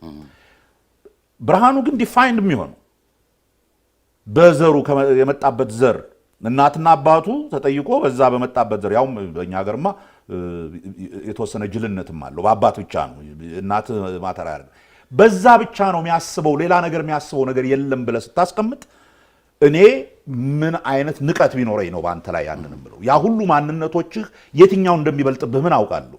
ሶ ምርጫ ሊደረግ ውይይት ሲደረግ አንድ መራጭ እኔ የማስበው አንድ መራጭ በመጀመሪያ የሚያደርገው ለኔ ጥቅም እንደ ግለሰብ እንደ ቤተሰብ ልጆች እንዳሉት ሰው የኢኮኖሚ ፍላጎት የትምህርት ፍላጎት የጤና ፍላጎት እንዳለው ሰው ህይወቴን የሚያሻሽልልኝ ምን አይነት ፖሊሲ ነው ብሎ ይመርጣል ብለን እናስባለን።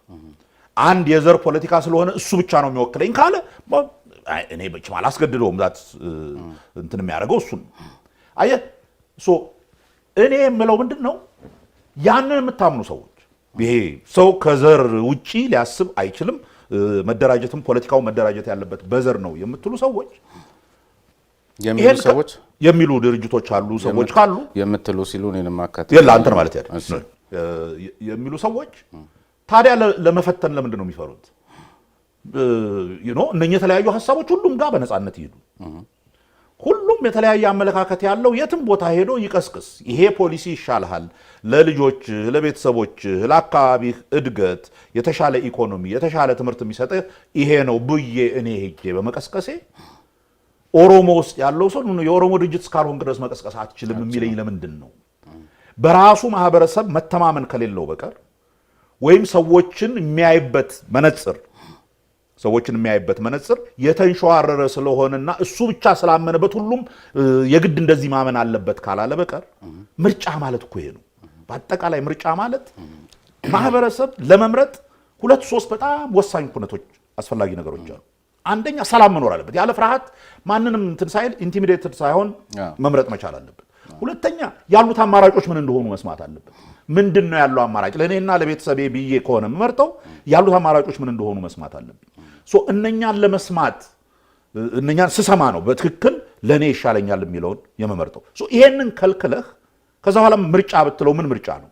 አስፈራርተህ የግድ ይሄን ካልመረጥክ ብለህ ወይም ሌላውን ከሰማህ ተወግዘሃል ወይ መጥቼ በድንጋይ ወግረሃለሁ ወይም እንትን አረጋለሁ እያልክ ምኑን መረጠው ሰው? ለዚህ እኮ ነው እኛ ሁለት ነገሮች ነው የምንለው። አንደኛ ይሄ ምርጫ ትክክል እንዲሆን እውነተኛ የህዝብ ፍላጎት መገለጫ እንዲሆን እነኚህ አስፈላጊ ሁኔታዎች መሟላት አለባቸው። ሰላም መኖር አለበት።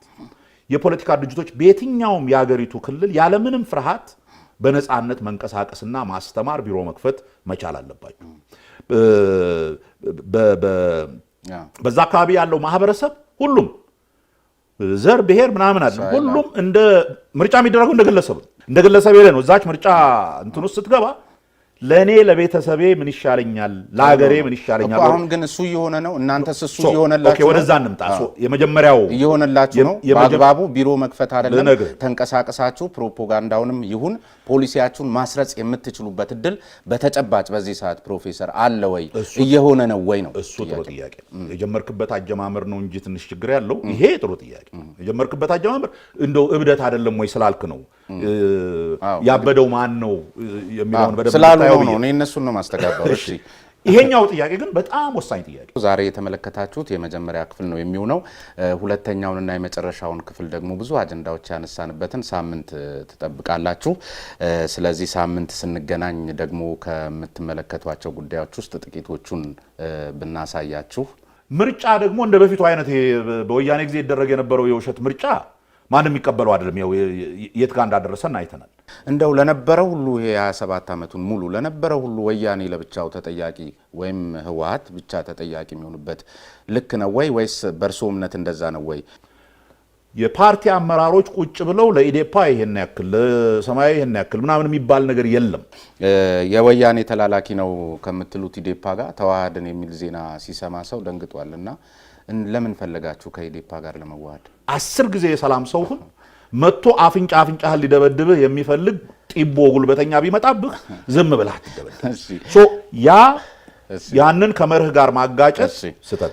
አሁን ንቅናቄ ነን ግንቦት 7። ስለዚህ በወደብ ጉዳይና በኤርትራ ጉዳይ ላይ ያለንን አቋም አንገልጽም የሚል ኢንተርቪውትን አይቼ ያለውኝና በዚያ ደረጃ አሁን ደግሞ ፓርቲ ናችሁ ግልጽ ያለ አቋማችሁን ዝም ብሎ በተውሸለሸለ መንገድ ነው እንጂ የቀረበው እንደሱ አይነት ነገር አይታይም። ወደብ ላይ ያላቸው አቋም ኢቭን ባንዲራ ላይ ራሱ አርማ የሚባልንም ነገር በፊት ስታወግዙት ነበርና አረንጓዴ ቢጫ ቀይ መሆኑን ጠቅሳችሁ ለህዝበ ውሳኔ ይቀርባል የሚልም ነገር አንስታችኋልና ብዙ ነገር ልክ እንደ ኢህአዴግ ህዝበ ውሳኔ የሚል ነገር በጣም አበዛችሁ። እዚህ ውስጥ እንደ መንግስት እኮ ሚና ሊኖራችሁ ይገባል። ቁርጥ ያለችዋን ነገር ቁጭ ማድረግ የሚልም ነገር ተመልክቻለሁ። ዴሞክራሲያዊ መሆናል ውስጣቸውን ዴሞክራሲያዊ ለማድረግ በመጀመሪያ አደረጃጀታቸው ከታች ጀምሮ ከወረዳ ጀምሮ ራሳቸው የፓርቲ አባሎች የሚመርጧቸው ተወዳዳሪዎች አመራሮች ያሉበት ግን በጋራ የሚያስተሳስራቸው አመለካከት ያለበት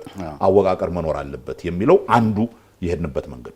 ሁለተኛው ግን በኢትዮጵያ የፖለቲካ ፓርቲዎች ዘመናዊ የፖለቲካ ፓርቲዎች ከመጡበት ጊዜ ጀምሮ የመጣው ከዚህ ከሶሻሊስት ርዕዮተ ዓለም የተወሰደ የፓርቲ አደረጃጀት ይሄ አውራ ፓርቲ የሚባል ወይም ቫንጋርድ ፓርቲ የሚባል ነው። ሶ ፓርቲው ኤቭሪቲንግ ፓርቲው መንግስት ነው። ፓርቲው በሁሉ ነገር ውስጥ ገብቶ እንትን የሚያደርግ ነው።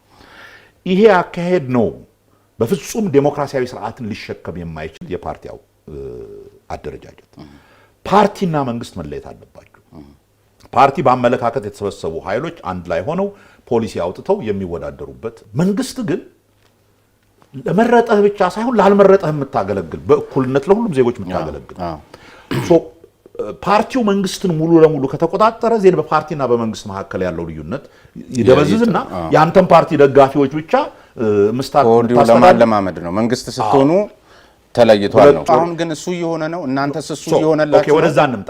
የመጀመሪያው እየሆነላችሁ ነው። በአግባቡ ቢሮ መክፈት አይደለም ተንቀሳቀሳችሁ ፕሮፓጋንዳውንም ይሁን ፖሊሲያችሁን ማስረጽ የምትችሉበት እድል በተጨባጭ በዚህ ሰዓት ፕሮፌሰር አለ ወይ? እየሆነ ነው ወይ ነው? እሱ ጥሩ ጥያቄ። የጀመርክበት አጀማመር ነው እንጂ ትንሽ ችግር ያለው ይሄ ጥሩ ጥያቄ። የጀመርክበት አጀማመር እንደው እብደት አይደለም ወይ ስላልክ ነው ያበደው ማን ነው የሚለውን በደንብ ስላልሆነ ነው። እኔ እነሱን ነው ማስተጋባው። እሺ ይሄኛው ጥያቄ ግን በጣም ወሳኝ ጥያቄ። እኛ ከመጣን ጀምሮ ስንል የነበረውን ነገር ታስታውስ እንደሆነ ምርጫን በሚመለከት ስንጠየቅ ይሄ ምርጫ በአገሪቱ ታሪክ በጣም በጣም ወሳኝ የሆነ ምርጫ። አንደኛ አገሪቱ ገደል አፋፍ ላይ ቆማ ገደል ልትገባ ስትል ነው የቆም ነው። የቆመበት ምክንያት ያንትን በፊት ከነበረው አይነት ስርዓት ወጥተን ወደ እውነተኛ ዲሞክራሲያዊ ስርዓት እንሄዳለን ስለተባለ ነው። በተወሰነ ደረጃም ቢሆን የረገበው ከዛ በኋላ በተለያየ ምክንያት ሌሎች ግጭቶች ቢኖሩ ኢትዮጵያ በታሪኳ ዲሞክራሲያዊ የሆነ ስርዓት መስረት አታውቅም። ይሄ የመጀመሪያው ነው። ዲሞክራሲያዊ ስርዓት ማለት ደግሞ ትልቅ ትርጉም ያለው ነገር ነው። ዝም ብሎ መሪዎችህን መምረጥ ብቻ ሳይሆን እንደ አንድ ዜጋ በነፃነት የምትኖርበት ሀገር። ይሄ የመጀመሪያው የሚሆነው እሱ ከሆነ ማለት ነው። ምርጫው ገባኝ። አዎ ሲግኒፊካንሱን ነው መጀመሪያ ልነግርህ የፈለኩት። ይሄ በጣም በጣም ወሳኝ ምርጫ ነው። ይሄ ምርጫ ከተበላሸ እንደ አገር ወዴት እንደምንሄድ አላውቅም። የምሬን ነው። በጣም በጣም ችግር ውስጥ ነው የምንገባው። ስለዚህ ምርጫ ደግሞ እንደ በፊቱ አይነት በወያኔ ጊዜ ይደረግ የነበረው የውሸት ምርጫ ማንም የሚቀበለው አይደለም። የት ጋር እንዳደረሰን አይተናል። ይሄ ምርጫ ከገባንበት ችግር ሊያወጣን ከሆነ ትክክለኛ ምርጫ መሆን አለበት። ነፃ መሆን አለበት። ህብረተሰብ የሚፈልገውን ነገር የሚገልጽበት፣ ህብረተሰቡ ይወክሉኛል ያለችውን ሰዎች የሚመርጡበት መሆን አለበት። ይሄን ለማድረግ ምን ያስፈልጋል ብለን ሰላም ያስፈልጋል። ምርጫውን የሚያካሄዱ ተቋሞች በትክክል መስራት አለባቸው። እንደ ምርጫ ቦርድ፣ ቅድም እንዳልኩት የሴኩሪቲ፣ የፖሊስ፣ የደህንነት ስራዎች ከምንም ለማንም የፖለቲካ ፓርቲ ሳያደሉ ሁሉንም በነፃነት የዳኝነት ስርዓቱ ግጭት ቢኖር ለምሳሌ በምርጫ ወቅት ያለመስማማት ቢኖር ኢንዲፔንደንት ሆኖ በነፃነት መዳኘት የሚችል እነኚህ ተቋማት በትክክል በስራ ላይ መዋል አለባቸው። ይሄን ማድረግ የለውጡን ስርዓት በኃላፊነት በአደራ የተረከቡት እነኚህ ሰዎች ሞት ድምጽ ሰተንበትም ባይሆን በጋራ ስምምነት በሚመስል ነገር የተረከቡት እነኚህ ሰዎች ይሄን ማረጋገጥ አለባቸው ምርጫው ከመደረጉ በፊት። ስለዚህ ዝም ብሎ ምርጫ ለማድረግ በፊት በነበረው ሰሌዳ ላይ ከመቸኮል እነኚህ ነገሮች መኖራቸውን እናረጋግጥ። ይሄን ለማድረግ ተጨማሪ ጊዜ የሚያስፈልግ ከሆነ ለምሳሌ ያለውን የሰላም ሁኔታ በየክልሉ በደንብ ለማረጋገጥ ጊዜ የሚወስድ ከሆነ ምርጫ ቦርድን ጠንካራ ራሱን የቻለ ተቋም ሆኖ መስራት የሚችልበት ጊዜ የሚወስድ ከሆነ ጊዜ ሰተን ብናረገው ይሻላል፣ ቸኩለን የማይሆን ምርጫ ከምናደርግ ብለን ስንከራከር ቆይተናል። ይሄ ኦፊሻል አቋማችን። እንደውም አንዳንድ ሰዎች በዛ ጊዜ እነሱ እስኪደራጁ ድረስ ነው ጊዜ ሊገዙ ነው እያሉ ነበር። አዎ ምንም ኢንትረስታችን እሱ አልነበረም። አሁንም አይደለም። ምርጫው ትክክል መሆን አለበት። ምርጫውን ትክክል ለማድረግ እነኚህ ከሰላም ጀምሮ እነኚህ የተለያዩ ተቋማት በትክክል መስራት አለባቸው። ይሄን ማድረግ እንችላለን ካለ መንግስት ኃላፊነቱ የመንግስት ሰላም ማስጠበቅ የመንግስት ዋና ስራ ነው። ይሄ ምርጫ ከመደረጉ በፊት በሁሉም የሀገሪቱ ክልሎች ሰላም መኖሩን ማረጋገጥ አለበት። ምርጫው ከመደረጉ በፊት ባሉት የቅድመ ምርጫ ስራዎች የፖለቲካ ድርጅቶች በሁሉም ቦታ በነፃነት ያለምንም ፍርሃት ቢሮ መክፈት አይደለም ስብሰባ ማድረግ ምን ማድረግ መብታቸው መሆኑን መረጋገጥ፣ ህብረተሰቡ በተወሰነ ደረጃም ቢሆን ከፖለቲካ ጋር ከተያያዙ ካሉ ፍርሃቶች መውጣት አለ። እነኚህ ነገሮች አስፈላጊ ግን አሁን ባለው አለው አሁን ይሄ አለው ብቻ ሳይሆን ይደረሳል ወይስ ይሄ አሁን ያለው ፓርላማ የስራ ዘመኑ ከመጠናቀቁ በፊት እንግዲህ አዲስ ተረካቢ ምርጫ ተካሂዶ አዲስ መንግስት መቋቋም ካለበት በዚህ ጊዜ ውስጥ የመጣንበት ሂደትና አሁን ያለንበት ሁኔታስ ያን ማድረግ የሚያስችል እድል ነው የሚታየው ወይስ ስጋት? ኃላፊነቱ የመንግስት ነው። በዚህ እንስማማ። መጀመሪያ ይሄንን ማድረግ ኃላፊነቱ ይሄንን አገር ወደ ዴሞክራሲያዊ ስርዓት አሻግራለሁ የሚል ቃል የገባና ህብረተሰቡ እሺ ይሄን የምታረግ ከሆነ ብሎ የተቀበለው የነ ዶክተር አብይ መንግስት ስራ አንድ ትልቁ ስራ ይሄ በቁርጠኝነት እንኳን ቢንቀሳቀሱ ግን የሚችሉበት ሁኔታ አለ። በእናንተ እሱን ያው ምን መሰለ እንደው እውነት ለስሜት እንትን ሳይሆን እውነት እንነጋገር ከተባለ የፖለቲካችን ሁኔታ ባለፈው አንድ አመት ተኩል እንኳን እንዴት ከፍና ዝቅ እንደሚል ታየው ሁሉ ጊዜ ከፍና ዝቅ ነው የሚለው። ግጭቶች ይኖራሉ፣ ዜና ይረግባሉ ምናምን። እኔ ዛሬ አሁን ባለፈው ሳምንት አዳማ ኦሮሚያ ክልል ሄደን ስብሰባ አድርገናል። ምንም ችግር አልገጠመንም። በሰላማዊ መንገድ ስብሰባችንን አድርገን ከህብረተሰቡ ጋር ተወያይተን መጥተናል። ነገ ቅዳሜ ባህር ዳር ስብሰባ እናደርጋለን። ከሁለት ሳምንት በኋላ ሐዋሳ እናደርጋለን። በተለያዩ ቦታዎች አንዱ እያደረገን ያለነው ቴስት እያደረግን እየሞከርነው ይሄ ነገር አለ ወይ፣ ይሄ ነገር ሊደረግ ይችላል ወይ የሚለውን ነገር ቴስት እያደረግን እየፈተንን ለመንግስት ኃይሎች እኛ ቴስት እያደረግን ቢኮዝ ይሄ ምርጫ ሶ ኢምፖርታንት ለአገራችን ለዚች አገር ለመጀመሪያ ጊዜ ዴሞክራሲያዊ ማምጣት ሂደት ምናልባት ዘላቂ የሆነ ሰላም ልናገኝበት የምንችለው ትልቁ እድል ስለሆነ እንደዚሁ በቀላሉ እንትን ማድረግ የለብንም። እስኪ እንሞክረው። ችግር ያሉበት ቦታዎች የት እንደሆኑም ቢኮዝ የኛን ከሌሎቹ ድርጅቶች የሚለየው በሁሉም ቦታ በአገሪቱ ውስጥ ባሉ ክልሎች ሁሉም ድርጅት አለ። ወደ 270 የሚሆኑ ቢሮዎች ከፍተናል። ወደ 400 የሚሆኑ የፓርቲ እንትኖች አደራጅተናል በ400 ወረዳዎች። ሁሉም ጋር የመሄድ እድል አለን። እየሄድን ቴስት እያደረግን ነው። ይሄን ስናደርግ ምንድን ነው የምናደርገው? ስህተቶች ስናይ፣ ችግሮች ስናይ ለሚመለከታቸው አካሎች እዚህ ቦታ እንደዚህ አይነት ችግር አለ። እኛ ይሄንን የምናደርገው ከበፊት ጀምሮ የምናውቀው አንድ ነገር አለ። ይሄ ለውጥ በተወሰነ ደረጃ ለውጡን የሚደግፉ ኃይሎች ከላይ ያሉት በእርግጥም ወደ ዴሞክራሲያዊ ስርዓት ማሻገር አለብን የሚሉት ሰዎች እንዳሉ ተቀብለንም ያ ግን ታች ድረስ ዘልቆ በየወረዳው ገብቷል የሚል እምነት የለንም።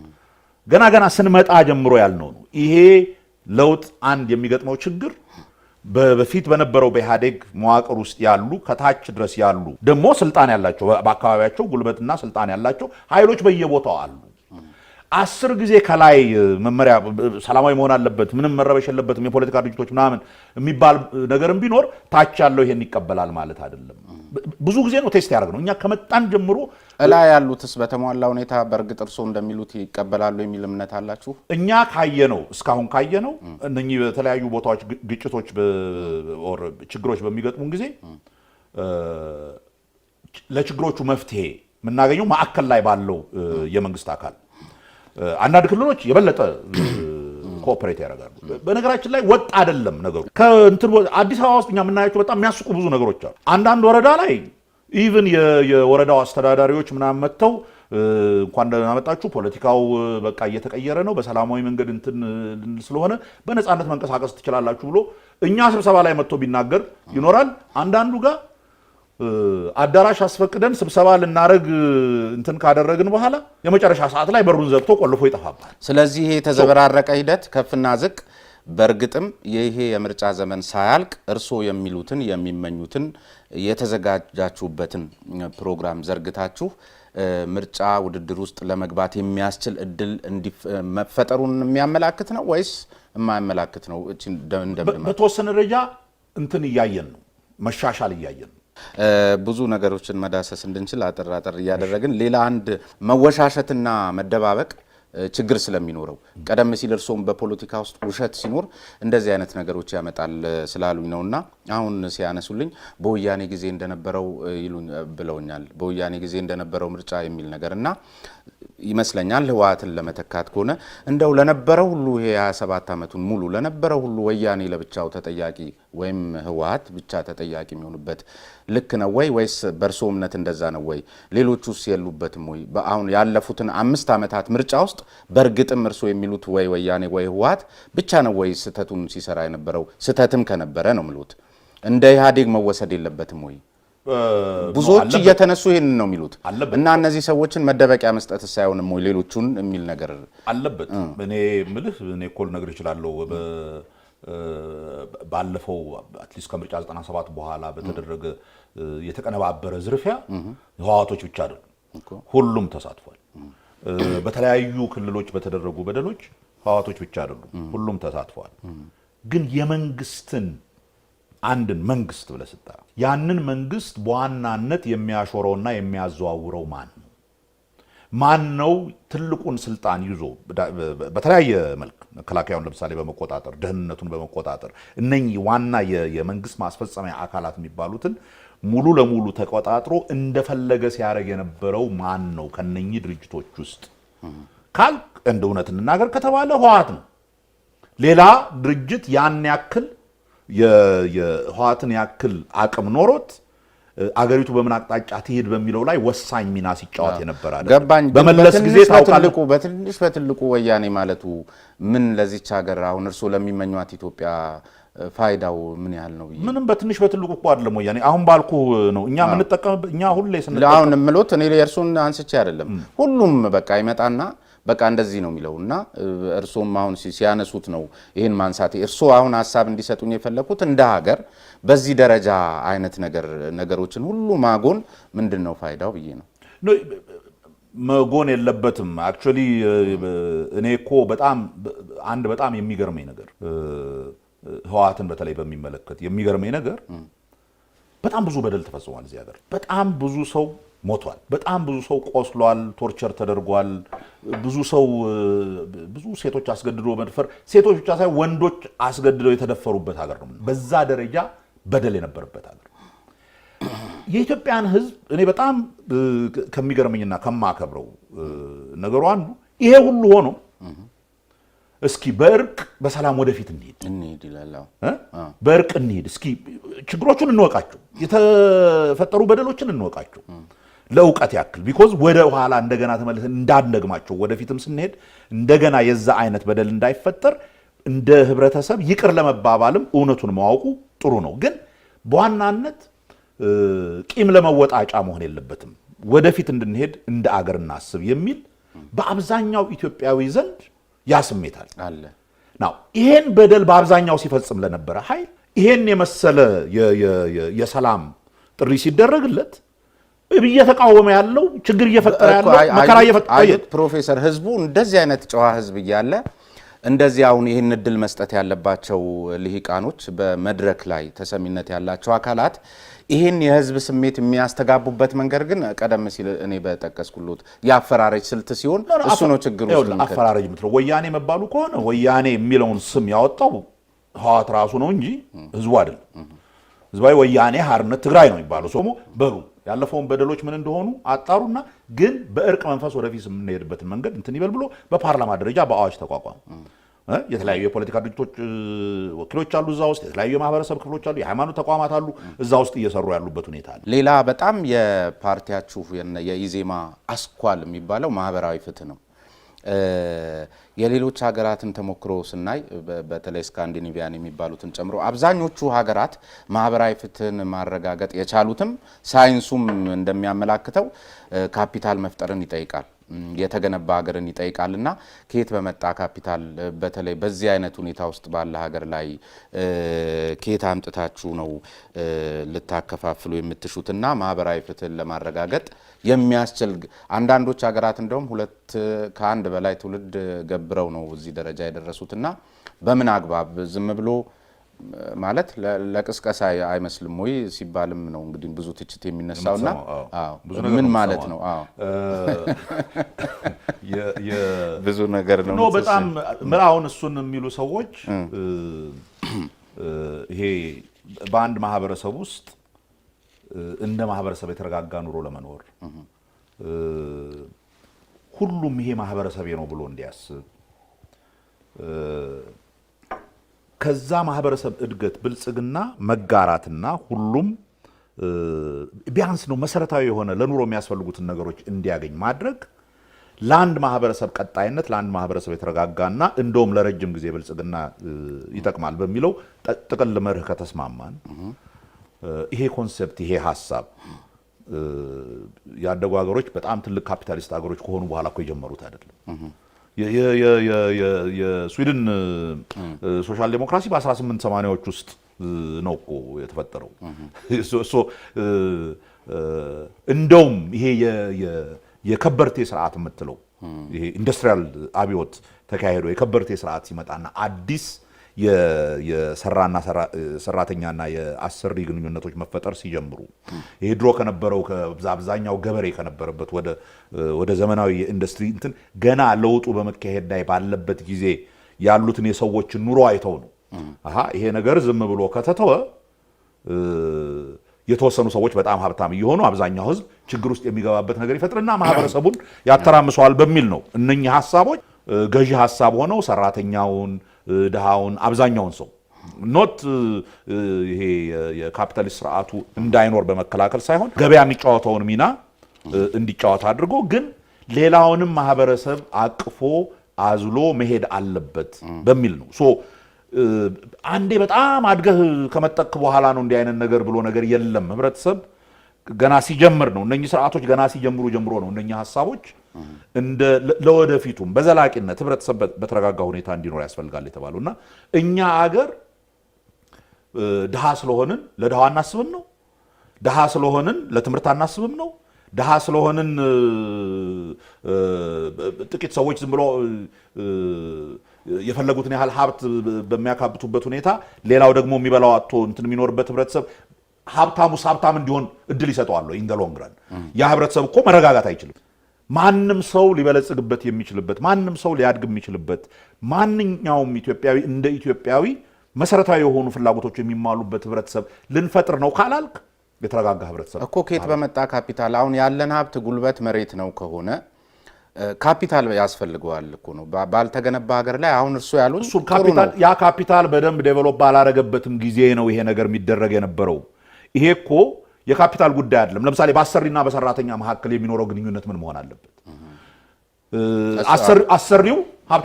አሰሪው ሀብታም ሆኖ የሚከፍለውን እሱ የሚወስን ከሆነ ለሰራተኛው በዚህ በሀብታምና በአንድ ድሃ ሰራተኛ መካከል ያለው ግንኙነት የእኩልነት ግንኙነት አይደለም ሰራተኛው እንዴት ነው መብቱን ሊያስከብር የሚችለው የተሻለ ደሞዝ ሊያገኝ የሚችለው ተባብሮ ማህበር ፈጥሮ በሰራተኛ ማህበር መደራደር ሲችል በመተባበር ጉልበት ይኖረዋል ሰራተኛ ማህበር መኖሩ ይጠቅማል የሚጠቅመው ዝም ብሎ ጥግ የያዘ ነገር በመጠየቅ ሳይሆን ለሚወክለው የሰራተኛ ማህበረሰብ የተሻለ ኑሮ እንዲኖር ከባለ ሀብቱ ጋር እየተነጋገረ የባለ ሀብቱንም ትርፍ በጣም በማይጎዳ ሁኔታ ሰራተኛው ምርታማነት እንዲያሳድግ እድል በሚሰጥ ሁኔታ ቁጭ ብለው ኔጎሼት እያደረጉ እየተነጋገሩ የሚሄዱበት ስርዓት እኮ ነው ይሄ ማህበራዊ ፍትህ የሚባለው ነገር ሲጀምር አክቹአሊ ጀምረው በዚህ አይነት እኩል ገበያ አንዳንድ ጊዜ አንድ ስህተት የሚፈጠረው ገበያው ሁሉንም በኩል የሚያይ አይነት ተቋም አድርገን እናየዋለን አይደል አቅም ያለው አቅም ከሌለው የበለጠ ጉልበት አለ መገለጫው ብዙ ነው ዞሮ ስለዚህ ነው እነኚህን የምታስተካክልባቸው ብዙ መንገዶች አሉ ይሄ ገበያ አስፈላጊ ነው የገበያ ስርዓት ነፃ ገበያ ሲባል አንዳንድ ጊዜ ዝም ብሎ መረን የተለቀቀ ነው የሚመስላቸው ሰዎች አሉ እንደዛ ብሎ ነገር የለም ሁሉ ጊዜም የጨዋታ ሜዳውን የሚያስተካክለውና ህጉን የሚያወጣው መንግስት ነው መንግስት ትልቅ ሮል አለው በኢኮኖሚው ላይ የጨዋታ ህጉን ከማስቀመጥ ጀምሮ ይሄ ቅድም ያልኩን ለምሳሌ በሀብታምና በደሃ መካከል ያለው ልዩነት በጣም እየሰፋ ከሄደ ህብረተሰቡ የማይረጋጋበት ሁኔታ ስለሚፈጠር በተወሰነ ደረጃ ፕሮግራማችሁ ላይ ግን የጨዋታ ህጉን በማስተካከል ብቻ ተገድቦ አልተቀመጠም። ጣልቃ የሚገባባቸው እድሎችም ሊኖሩ እንደሚችሉ ሁሉ ሌላ ነገር ነው። እሱ የማህበራዊ ፍትህ ብቻ ጥያቄ አይደለም። አገራችንን ሊያበለጽግ የሚችለው ምንድን ነው? በረጅሙ ተወዳዳሪ ሊያደርጉን የሚችሉ ኢንዱስትሪዎች ምንድን ናቸው? እነኚህ ኢንዱስትሪዎች ውስጥ አሁን ያለው የግል ባለሀብት ገብቶ መስራት ይችላል ወይንስ መንግስትና ባለሀብቱ እየተባበረ የሚሰራቸው ኤሪያዎች አሉ? ይሄንን ዝም ብሎ ገበያ መር ስለተባለ ብቻ መሆን የለበትም። ግን ፕሮፌሰር ይሄንን ጉዳይ ልክ እርሱ አሁን ባብራሩት ልክ ኢህአዴግ ሲያብራራው ሲኮነን ነበረና ተመሳሳይ ነበረ አፈጻጸሙ ሌላም ቢሆንና ለኢህአዴግ ሲሆን ለምንድን ነው ነውር የሆነበት? በዚህ ደረጃ ነበር ሲገልጸው ነበር። በጣም ያስቀኝ ነበር ድሮ ጀምሮ። አሁን እኛን ምርጫ 97 ጊዜ የነበረውን ክርክር ምናምን ነገር አንዳንድ ጊዜ አይተህ እንደሆነ እነኚህ ኒዮ ሊበራሎች ይሉ ነበር። እኔ በህይወቴ ኒዮ ሊበራል ሆኜ አላውቅም። በአመለካከት ደረጃ ገበያው የፈለገውን እኔ ማአት ጽሁፎች ጽፌያለሁ፣ አርቲክሎች ጽፌያለሁ በኢኮኖሚ ጉዳዮች ላይ አንዳቸውም ላይ ገበያ የሚባለው ነገር ዝም ብሎ ሲለቀቅ ጥሩ ይሆናል የሚል ነገር ብዬ አላውቅም። መንግስትን በህዝብ ስር ማዋል፣ መንግስት የህዝብ ፍላጎት አስፈጻሚ እንጂ በህዝብ ላይ የፈለገውን የሚያደርግ አለመሆኑን ተቋማዊ በሆነ መልክ ለዚህ እኮ ነው ይሄ አሁን የምርጫው የምናምኑ እንትን በጣም ሲግኒፊካንት የሆነው ዝም ብሎ የፖለቲካ እንትናችንን በማስተካከል መብቶቻችን በማክበር ጉዳይ ብቻ አይደለም። ምንድነው የሚያደርገው? መንግስትን ከታች ጀምሮ ተጠያቂ ያደርገዋል ማህበረሰቡ በአካባቢው ዝም ብሎ መሬት እየሸጠ እንትን የሚያደርግ የመንግስት ባለስልጣን ቢኖር ሊቆጣጠረው ሊያስቆመው ከስልጣን ሊያባረው ይችላል። ያ የሚፈጥረው መስተጋብር አለ በመንግስትና በህዝብ መካከል። መንግስት የህብረተሰብ በታች ሆኖ የሚሰራ ተቋም መሆኑን ስታረጋግጥ ዜን በመንግስት ደረጃ የሚኖረው ፖሊሲ ይሄንን አጠቃላይ ማህበረሰቡን የሚጠቅም ለማህበረሰቡ እንደ አገር ለወደፊቱ እድገት የሚበጀው ምንድነው የሚለውን በትክክል ተግባራዊ ማለት ለተወሰኑ መንግስት ስልጣን ላይ ላሉ ሰዎች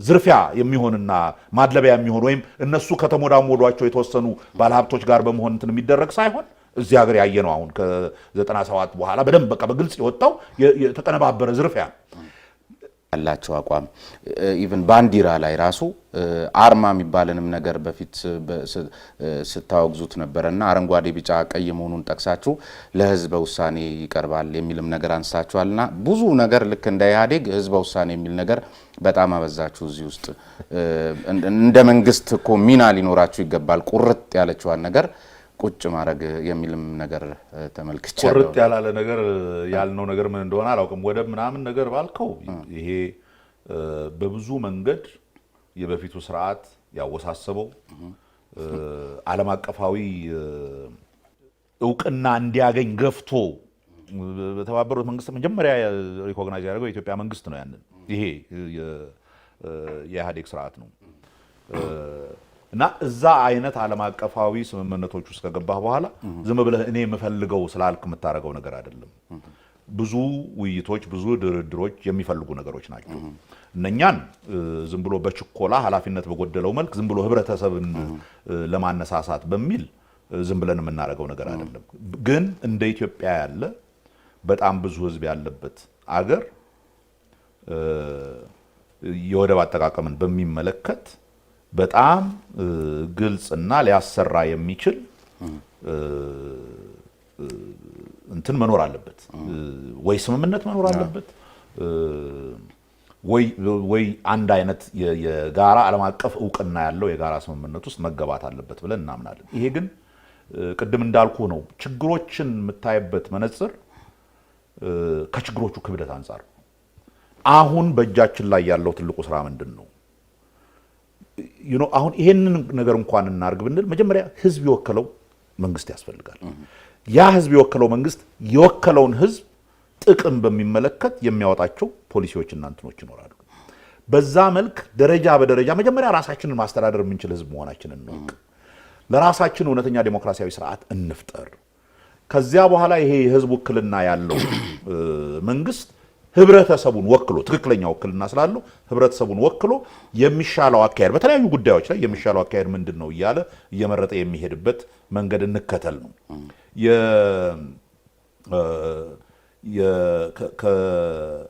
ከኤርትራ ጋር በተመለከተ ያነሳው ንቅናቄ ነበርን በፊት የምትለው እውነት ነው። እኛ ግንቦት ሰባትም ሆነ አርበኞች ግንቦት ሰባትን እንትን ስናቋቁም ፕራይመሪ ዋና ኃላፊነታችን በሁለት ጉዳዮች ላይ የሚስማሙ አካላትን አሰባስቦ እነኛን ጉዳዮች እንዲፈጸሙ ማድረግ ነው። እነኛ ሁለት ጉዳዮች ያልናቸው የአገር አንድነት፣ እውነተኛ ዴሞክራሲያዊ ስርዓት። በእነኚህ የሚስማሙ ማናቸውም ኃይሎች ጋር አብረን ሰርተን ይሄን ዴሞክራሲያዊ ስርዓት እንዲመጣ ኤንድ የሀገራችን ደግሞ አንድነትና ትብብር የሚጠበቅበት ሁኔታ እንዲመጣ እንታገላለን። ናው እሱን ስታረግ ከዛ በኋላ ገብተህ ዝርዝር ፖሊሲዎች በእያንዳንዱ ጉዳይ ላይ ዝርዝር ፖሊሲዎች አውጥተሃል። በእነኚህ ሁለት ነገር እየተስማማ ሁሉ አባል ይሆናል። ወደ ፓርቲ ስትሻገር ነው ዝርዝር የሆኑ ፕሮግራሞች ይዘህ የምትወጣው። በዛ መሰረት ፓርቲ ከሆኑ በኋላ ዋና ዋና በምንላችሁ የፓርቲ ፕሮግራም ደግሞ አንተም እንደምታውቀው በሁሉም ነገሮች ላይ ዝርዝር ነገር አይደለም። ዋና ጥቅል የሆነ አመለካከትህን የሚያንጸባርቅ እኔ የመንግስት ኃላፊነት ቢይዝ በምን መልክ ሊሄድበት እንደምችል በሚል እንጂ በእያንዳንዱ ጉዳይ ላይ ዝርዝር የሆነ ነገር አይኖርም። ጥቅል የሆነ የፓርቲ ፕሮግራም አውጥተናል። ኢሳት የማን ነበር? አሁንስ የማን ነው? ምንድነው እየተከናወነ ያለው? ይሄንን ሰው ማወቅ ይፈልጋል።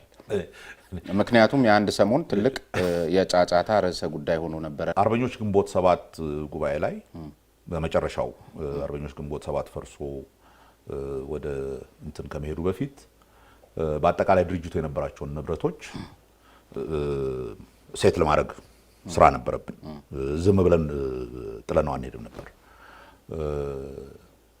ኢሳትን በማቋቋም ሂደት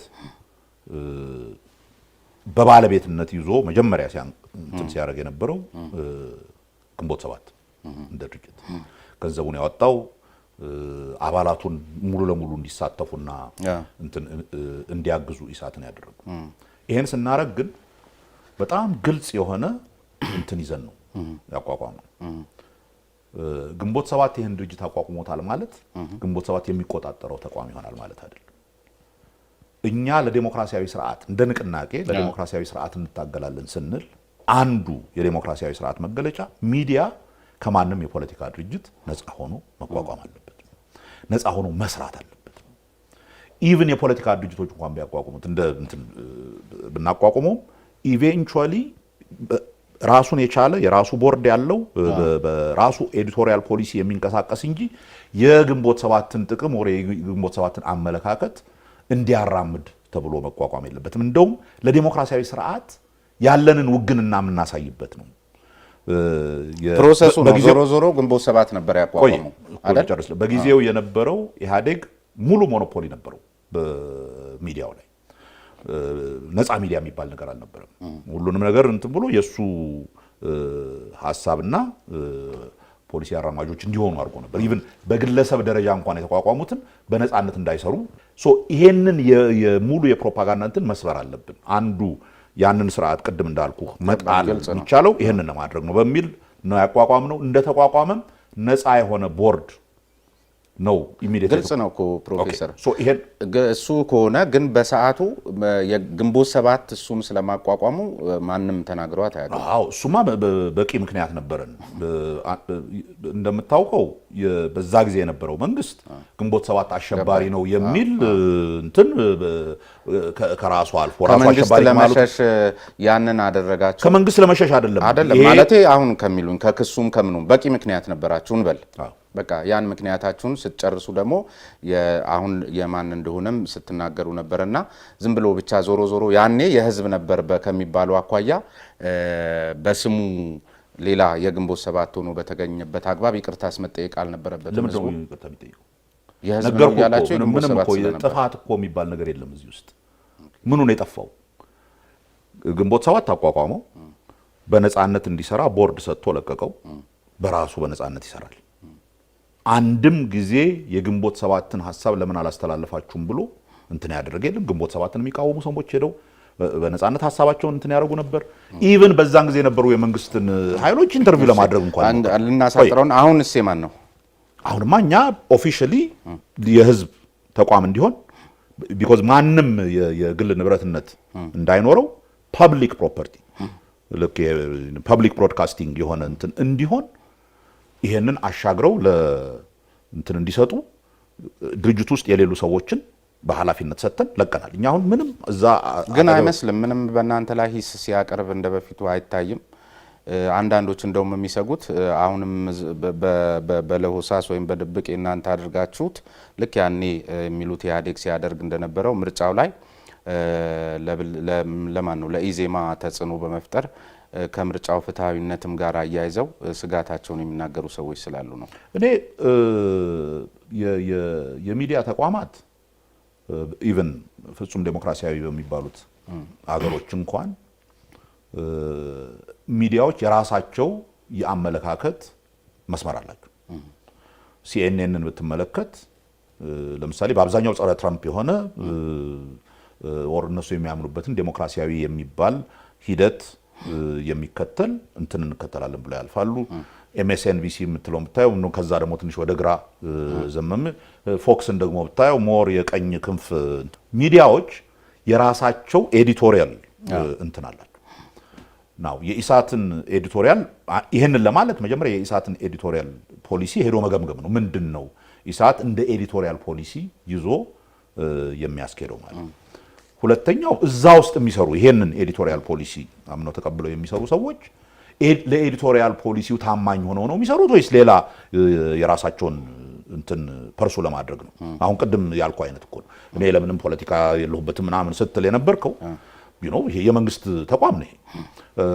የመንግስት ተቋም ሆኖ በነፃ ሚዲያነት ይስራ ተብሎ ተለቀህ ነው ብዬ አስባለሁ። ተለቀህ ነው እኔ የመንግስትን እንትን አላደርግም በነፃነት ሰራለሁ። ልክ እንደዛ የሚሰሩ የሚዲያ ሰዎች ያስፈልጋሉ። ኢሳት ውስጥ የሚሰሩት ሰዎች ያንን ካላደረጉ ዘን ችግሩ የነሱ ነው። ሌላ ሰው የደነገጠበት ወይም ደግሞ ብዙ ሰዎች ደንግጠው የነበረበት አንድ ጉዳይ መነሳት አለበት። የወያኔ ተላላኪ ነው ከምትሉት ኢዴፓ ጋር ተዋሃድን የሚል ዜና ሲሰማ ሰው ደንግጧልና ለምን ፈለጋችሁ ከኢዴፓ ጋር ለመዋሃድ? እኛ ከኢዴፓ ጋር ወይም ከሰማያዊ ጋር ወይም ከምን ጋር እኮ አይደለም የተዋሃድ ነው። አሁን አንዱ ስህተት ኢዜማን አፈጣጠር ያልተረዱ ሰዎች እኛ ያልነው ድርጅቶቹ ራሳቸውን ያከስማሉ። ከዛ በኋላ እንደ ግለሰብ ነው ሄደን አዲሱን ፓርቲ የመሰረት ነው። ፈንዳሜንታሊ ያደረግነው እኮ ይሄንን ግን እኔ አሁን ሳያከስሙ ከናንተ ጋር ደግሞ አዲስ ፓርቲ መመስረታቸው ተረጋገጠ አይደል? ሰሞኑን እሱ የነሱ ችግር ነው። እሱን ካደረጉ ዜነት የነሱ ፕሮብሌም። እኛ የምናውቃቸው እንደ ግለሰብ ነው። እዛ ድርጅት ውስጥ እንደ ግለሰብ ነው የምታውቋቸው። እኛ ሁሉንም እኔ አርበኞች ግንቦት ሰባት አሁን ታዲያ ኢዜማ በኢዴፓ ንብረት እየተጠቀመ አይደለም?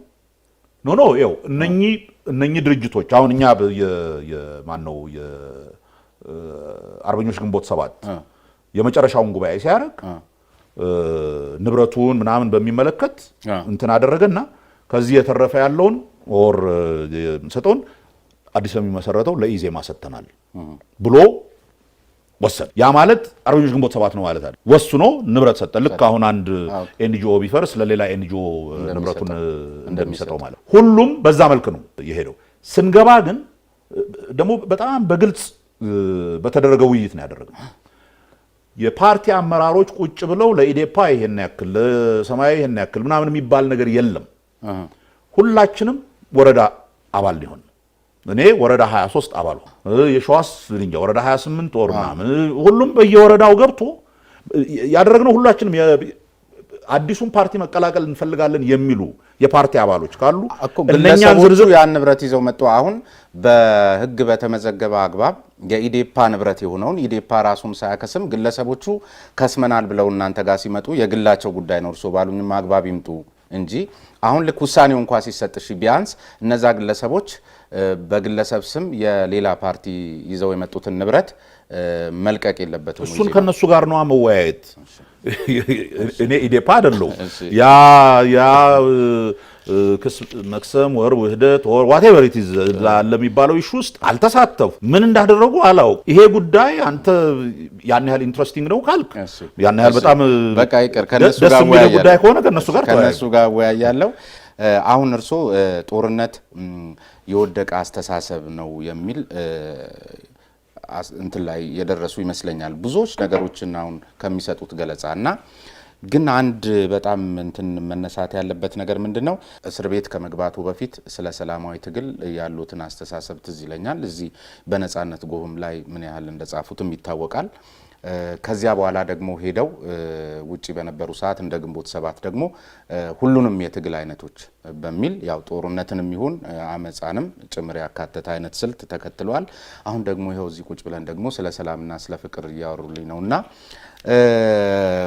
ሰላማዊ ትግል የመርህ ጉዳይ አይደለም ወይ በየአጋጣሚው የሚለዋወጥ ነው ወይ ምናልባት አሁን ያለው ይሄ ብልጽግናም ሆነ አሁን ያለው የለውጥ ስርዓት ደግሞ ነገ ልክ ቀደም ሲል በነበረው ኢህአዴግ አይነት ሆናለው ያለ ጊዜ ተመልሰው ወደዚያኛው ሁለገብ ትግል የማይገቡበት ዋስትናስ ይኖረናል ወይ ለምንድን ነው መርህ የማይሆኑት የሚል ሐሳብ መርህ ማለት ምን ማለት ነው መርሁ ለምንድን ነው አሁን አንተ ሰላማዊ ሰው ትመስለኛለህ ሳይህ ጸብ አትወድም ሰላማዊ ሰው በሰላም መኖር ትፈልጋለህ አንድ ሰው መጥቶ በቦክስ ሊመታ ይላል እሺ እኔ በመርህ ደረጃ ሰላማዊ ነኝና በጥርሴን በሙሉ እስኪያወላልቀው ድረስ ዝም ብዬ ቆሜ እንትን አደርጋለሁ ትላለህ ኢንስቲንክት አለ ራስህን የመከላከል ኢንስቲንክት አለ ራስህን ለመከላከል የምታደርገው እርምጃ ያንተ ኢሰላማዊ መሆን አይደለም አንተ ሰላምን የምትፈልገው